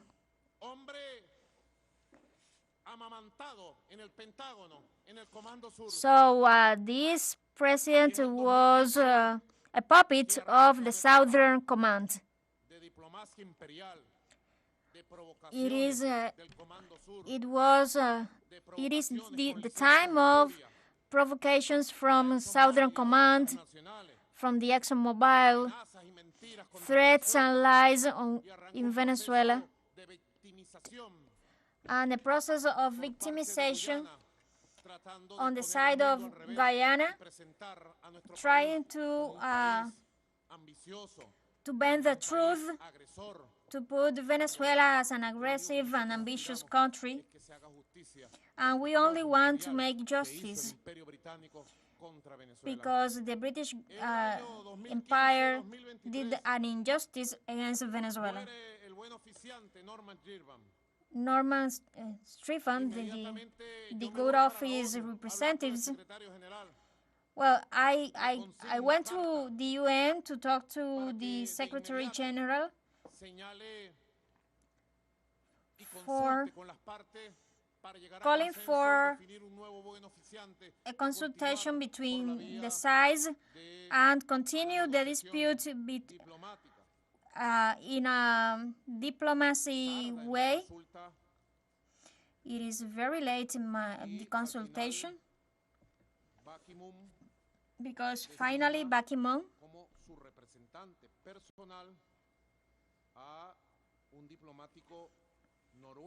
appointed as its special representatives a Norwegian diplomat in November 2015. I delivered the letter to these representatives.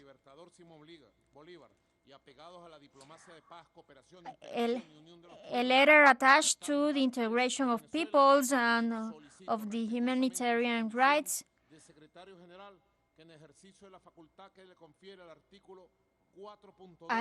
I requested, based on the Geneva Agreement, to initiate the process of good offices and bilateral negotiations to solve this controversy in acceptable terms for both sides. The agreement, the Geneva Agreement, the Secretary General Ban Ki-moon by then initiated the process of good offices to the last year, in a year, gave a year.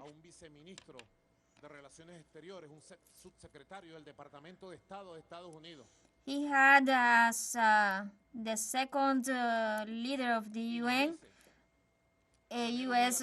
representatives. So Ban Ki-moon said that the process will pursue for the last year as a result of mediation,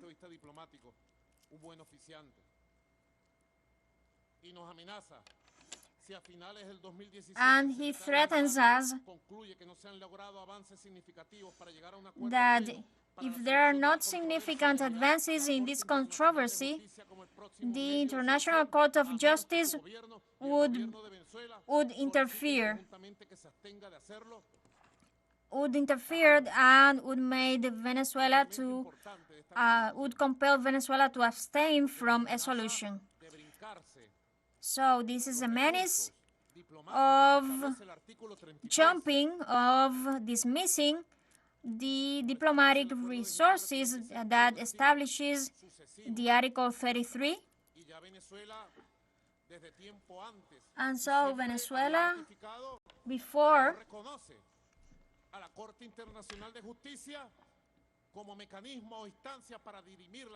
Venezuela didn't recognize and doesn't recognize the International Court of Justice as a mediator to solve this issue because it is not in the Geneva Agreement.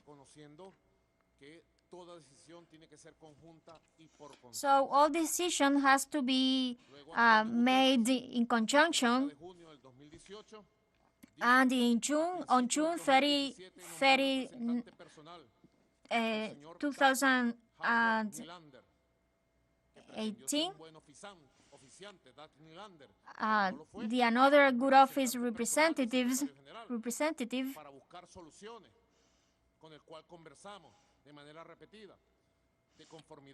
we talked with these representatives repeatedly several times,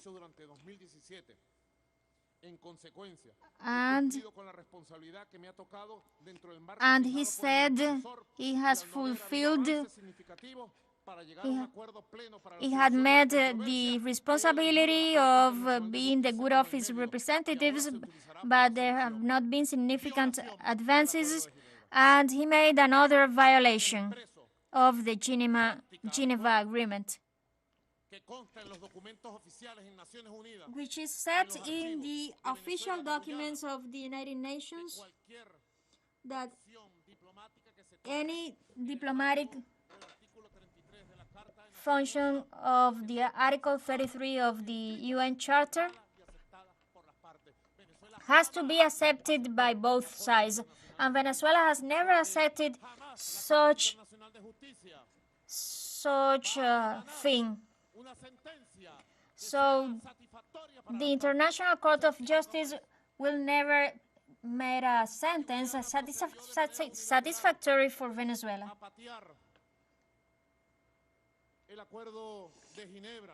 So the International Court of Justice is willing to dismiss, to kick off Geneva Agreement.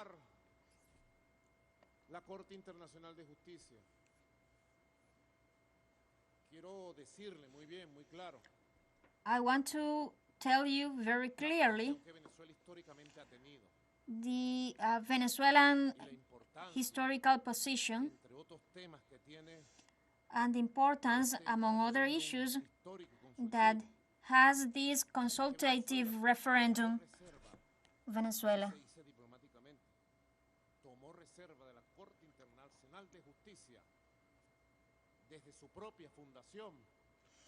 So Venezuela has never been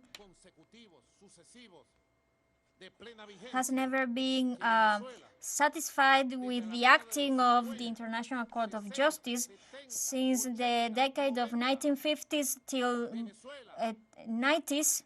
Venezuela, from the first decade to the second decade of 20th century till nowadays, have reiterated its position in all governments, in all colors, that we have not recognized and we won't recognize the ruling, the entirety of the International Court of Justice to make an agreement on the controversy of the Esequibo territory. And I say more, if this was little,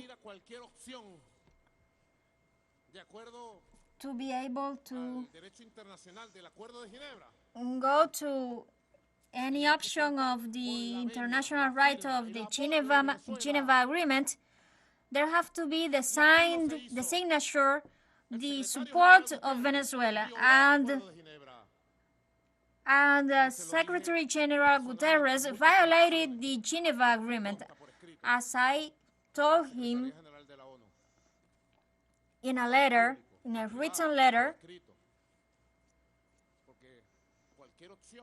because any option whatsoever has to be signed by us, by the Venezuelan government.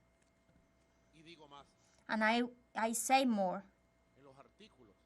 In the articles, the status, the items of the International Court of Justice en cualquier controversia, en cualquier acuerdo, en cualquier laudo que tenga que ser dirimido ante la Corte. Como sucedió recientemente, años anteriores. Well, as it happened in the differences between Nicaragua and Colombia, both nations recognized the court. But in this case, the International Court of Justice was not recognized by the government of Venezuela. As it happened with Bolivia and Chile, both nations recognized the court as a mediator, but we don't recognize the court as mediator. And I sum up 3 reasons. First, because Venezuela has the historical position from 1945 governments till. So we don't recognize the court. We only recognize the Geneva Agreement. And the Geneva Agreement compels that if the court would be a mediator, there have to be signed by both the states. And the Geneva Agreement compels that the states have to recognize this court to be the mediator. And so this national debate has to be multiplied, needs to be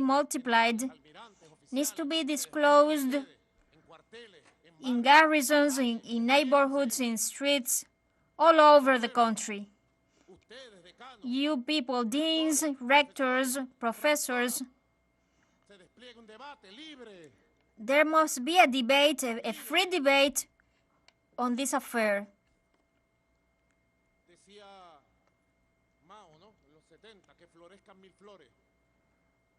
Mao said 1,000 flowers must bloom.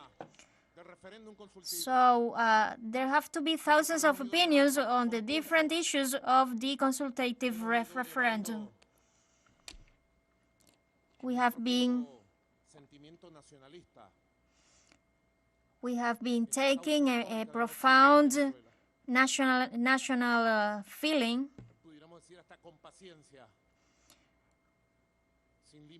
with unlimited patience. In sometimes we have seen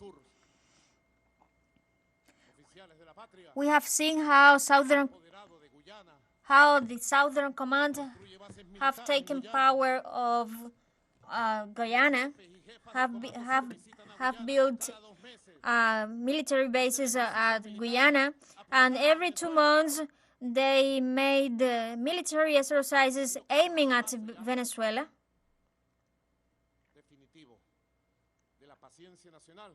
So we have been a lot of patient.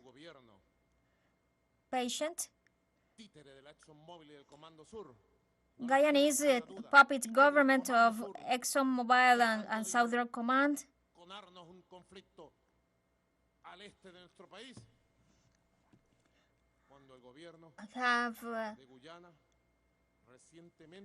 have been attempting recently as it did it in the past. In the election campaign in 2000, on July 14, I think elections were on July 30, on 28th.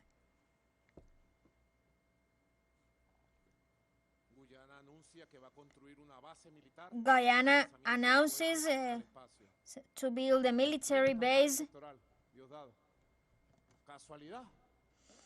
Is this by chance?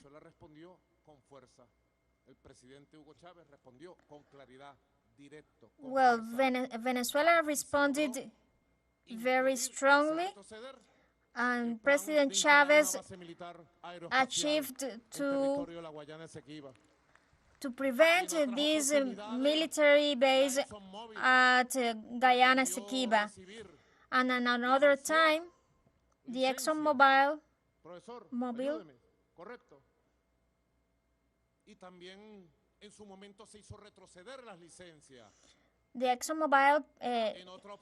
intended to give some licenses, and we also stopped that. And Guyana's government aimed at having exploring vessels at the sea pending limitations, and the chief commander of Venezuela thwart these events from happening.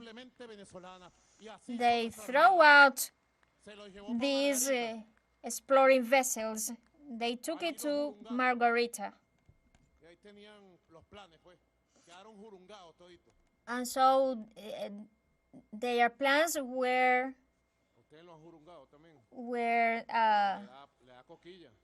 not achieved,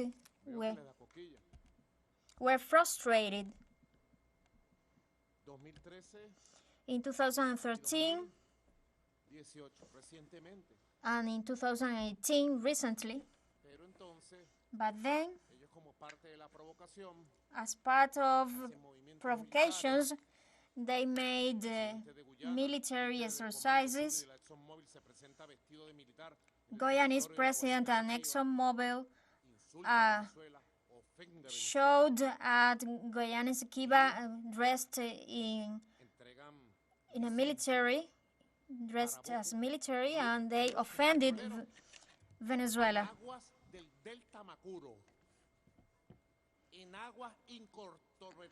And so they are drilling oil in the Amacuro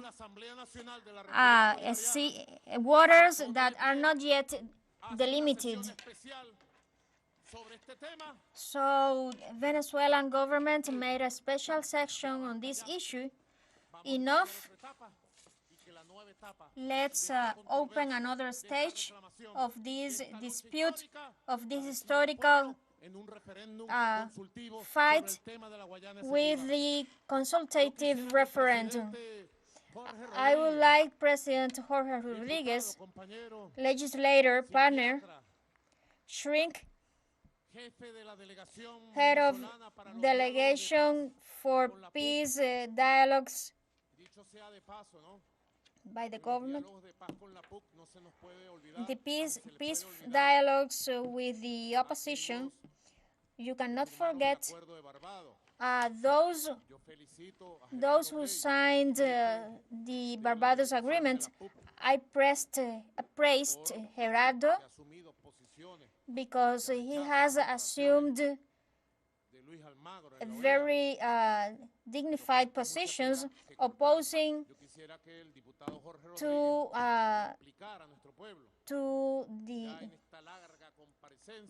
Guyanese government on the Esequibo.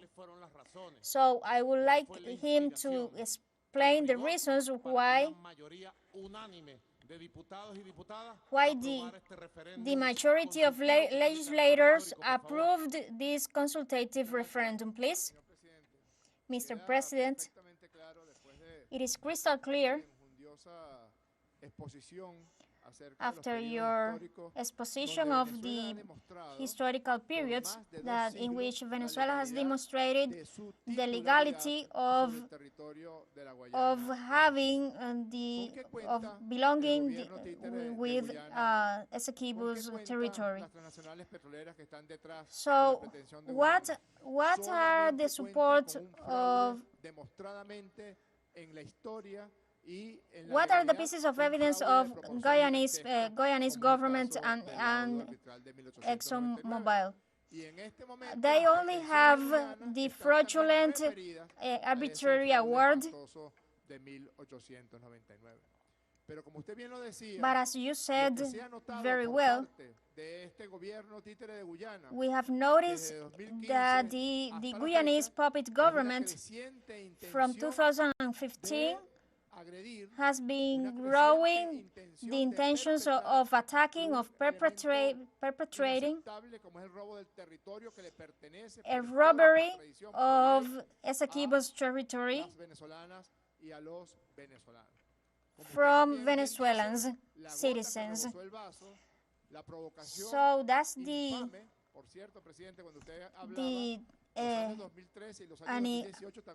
outrageous provocation.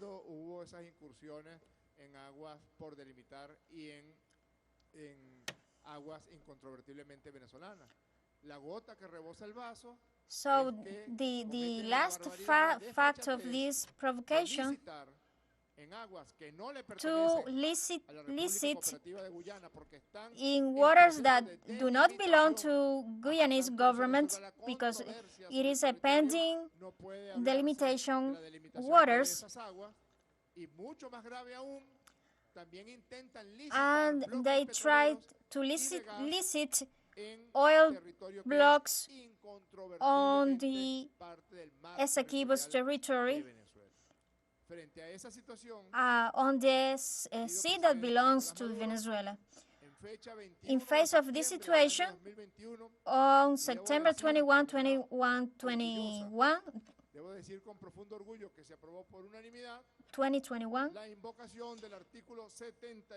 it was approved unanimously the invocation of Article 71 of the Venezuelan Constitution. It is important to recall because certainly there are some media, some international media outlets that said there mustn't have a consultative referendum in this fight that belongs to all of us. The special matters transcending in the country must be referred, must be applied, must be consulted in a consultative referendum. So this is a special action. The 15% of the territorial robbery that intends the Guyanese government to rob from Venezuela. This is a transcendental event. There cannot be anything more transcendental. We counted on a constitution that calls the people for consultation on the special events. A great writer, Venezuelan writer, Núñez, in cases like this, we must be partial with Venezuela, partial with our country. This is not at the time of political opinions or particularities on life, but we have to be partial with our homeland aside from what we think. So, this is a very positive and certain action to call the Venezuelan people for the referendum, to raise just one voice, to step up another stage of fighting for Esequibo's independence. So the Venezuelan people must decide over Venezuela's fate, because Esequibo's territory will be always territory of Venezuela. Yes, we have talked about 5 historical moments, times. We have established the first, the formation of the territory of the state, 1840, de la colonia a la independencia. From colony to independence. Then the period of threats, de la ambición, the mission, the territorial mission of fraud from 1840 to 1899. Then the third one, the diplomacy of imperialism, the threats of invasion, then the awakeness, raising awareness, the denouncements, the national debate of the diplomacy option at the United Nations. Then the fourth period, a very complex and difficult for development throughout diplomacy, 1966, 2015, and then it comes the period of conspiracy to create a military conflict at Guyana Esequiba, which is ours, to rob from us our wealth, that it is in that territory and beyond that, to offend our homeland. Pay attention, I have been talking here. In real time, the Guyanese Prime Minister states on a website, Via Analytica, not named.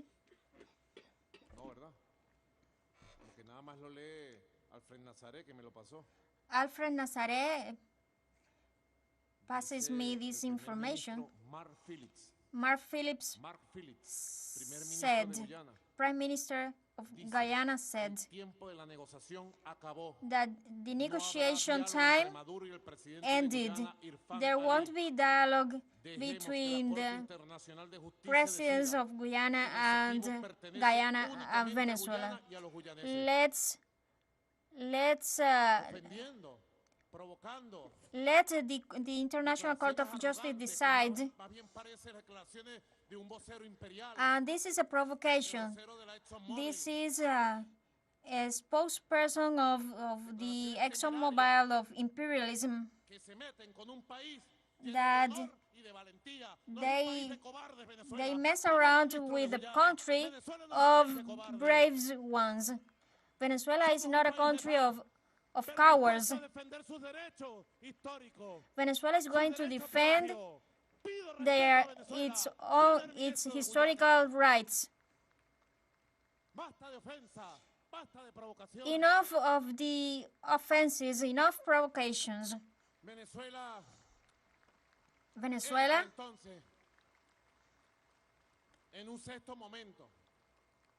will be in a 6th period. We are entering into a 6th period.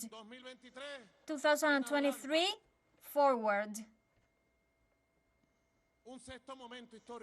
A historical 6th time. And it's going to be set off by the consultative referendum. The youth has to know that this is the seventh national referendum in the history of Venezuela.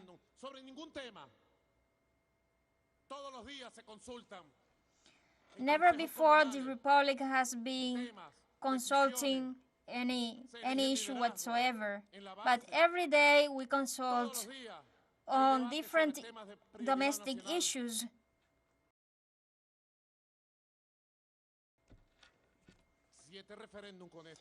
We have been, this is the seventh referendum, a blessed referendum, which is a nice number, the number of God.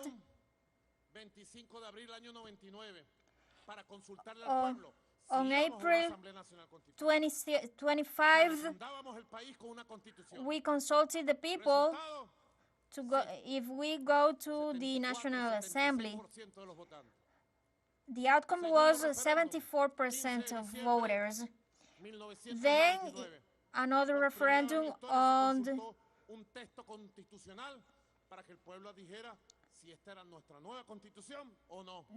there was another referendum if this constitution was applied to was going to be enforced in Venezuela, and then it was approved.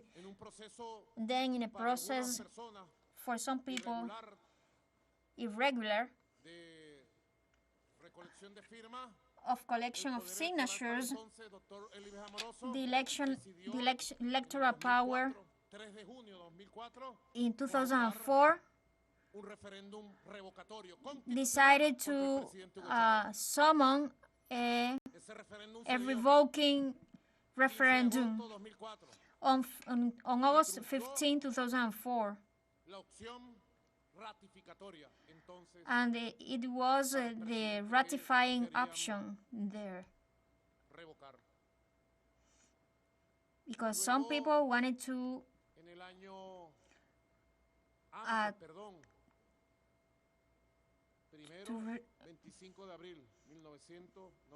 well, first, the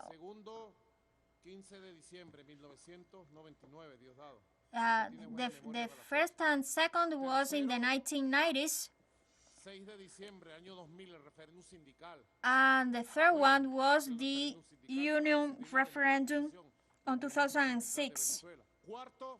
Fourth, the revoking referendum on August 15, and fifth, the referendum for the constitutional reform in 2007 that was approved by 20,000 votes. And then for the constitution, then another referendum for the constitution in 2009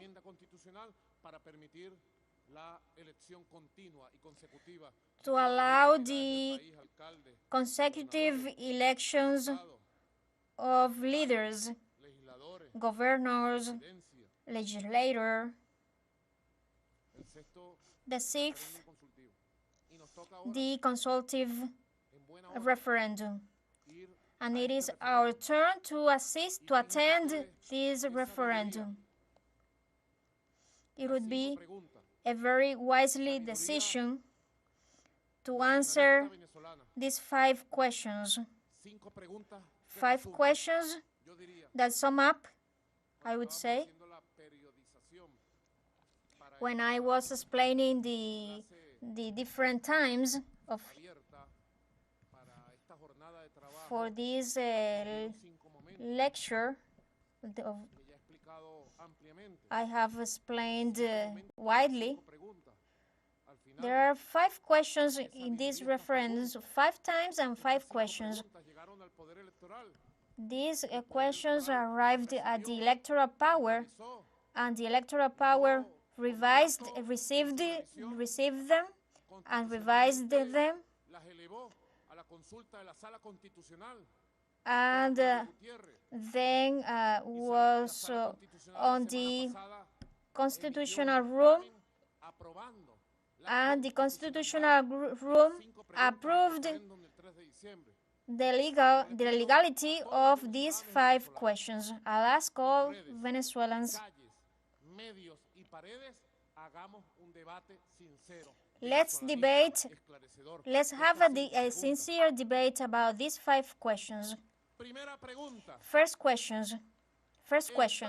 Do you agree to reject by all means, in accordance with the law, the line fraudulently imposed by the Paris Arbitration Award of 1899 that seeks to deprive us of our Guyana Esequiba? First question. Award. We have to ask about it, right? With the power of the people to ratify a doctrine for all governments that could come, all governments that have to come in the future, 2030, 2080, that they have this document that the people decided over the Esequibo's territory. And be a steady response to the provocation of the ExxonMobil and Southern Command as never before.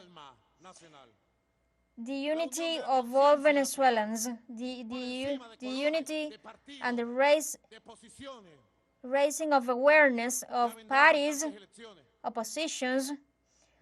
Then we'll be analyzing elections, governors, legislators, entrepreneurs, religious people, social movements, union movements. We will have enough elections. Next year we will be facing presidential elections, and there it is, Constitution. We are going to elections with sanctions or with no sanctions. We are going to elections.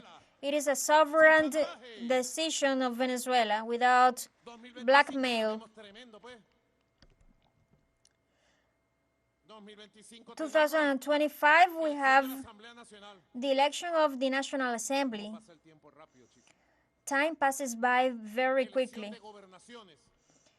The elections of governorates, of mayors. We have to discuss the electoral power, if we do a whole election or if we do it apart. I would prefer apart. For people to elect wisely, they are mayor, mayorness, governor. The electoral power we'll see at the time. But this has nothing to do with having or not mayors or governors. This has one color, one flag, our homeland. Yellow, blue, and red with 8 stars, including Guyana Esequiba star.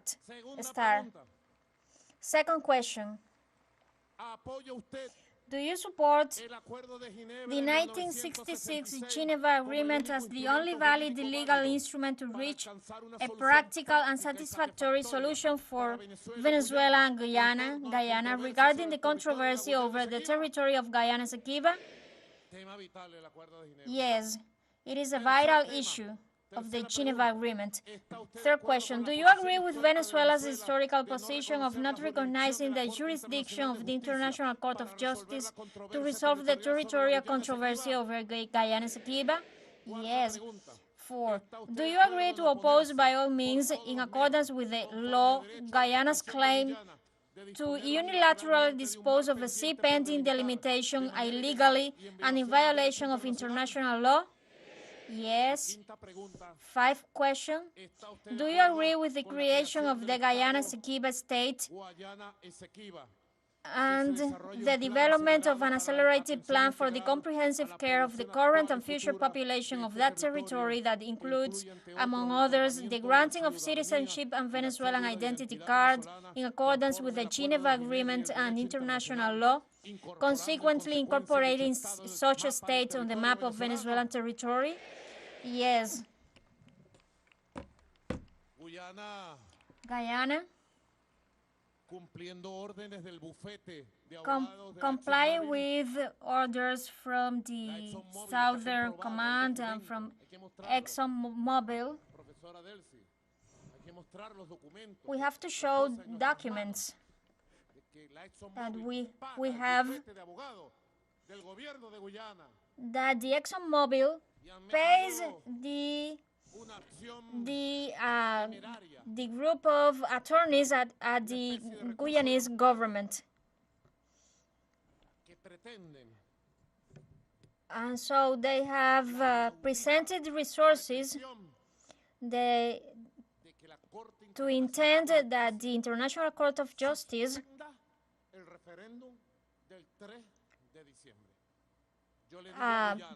towards the consultative referendum on December 3rd. So I would say Guyana that the consultative referendum will go on December 3rd. The Venezuelan people will decide over its own future. We Venezuelans unite despite all differences. Long live Venezuela, long live peace, long live peoples. Thanks very much. Thank you very much. And we'll conclude with the song about the Esequibo. Thank you very much. Those were the statements of President Maduro.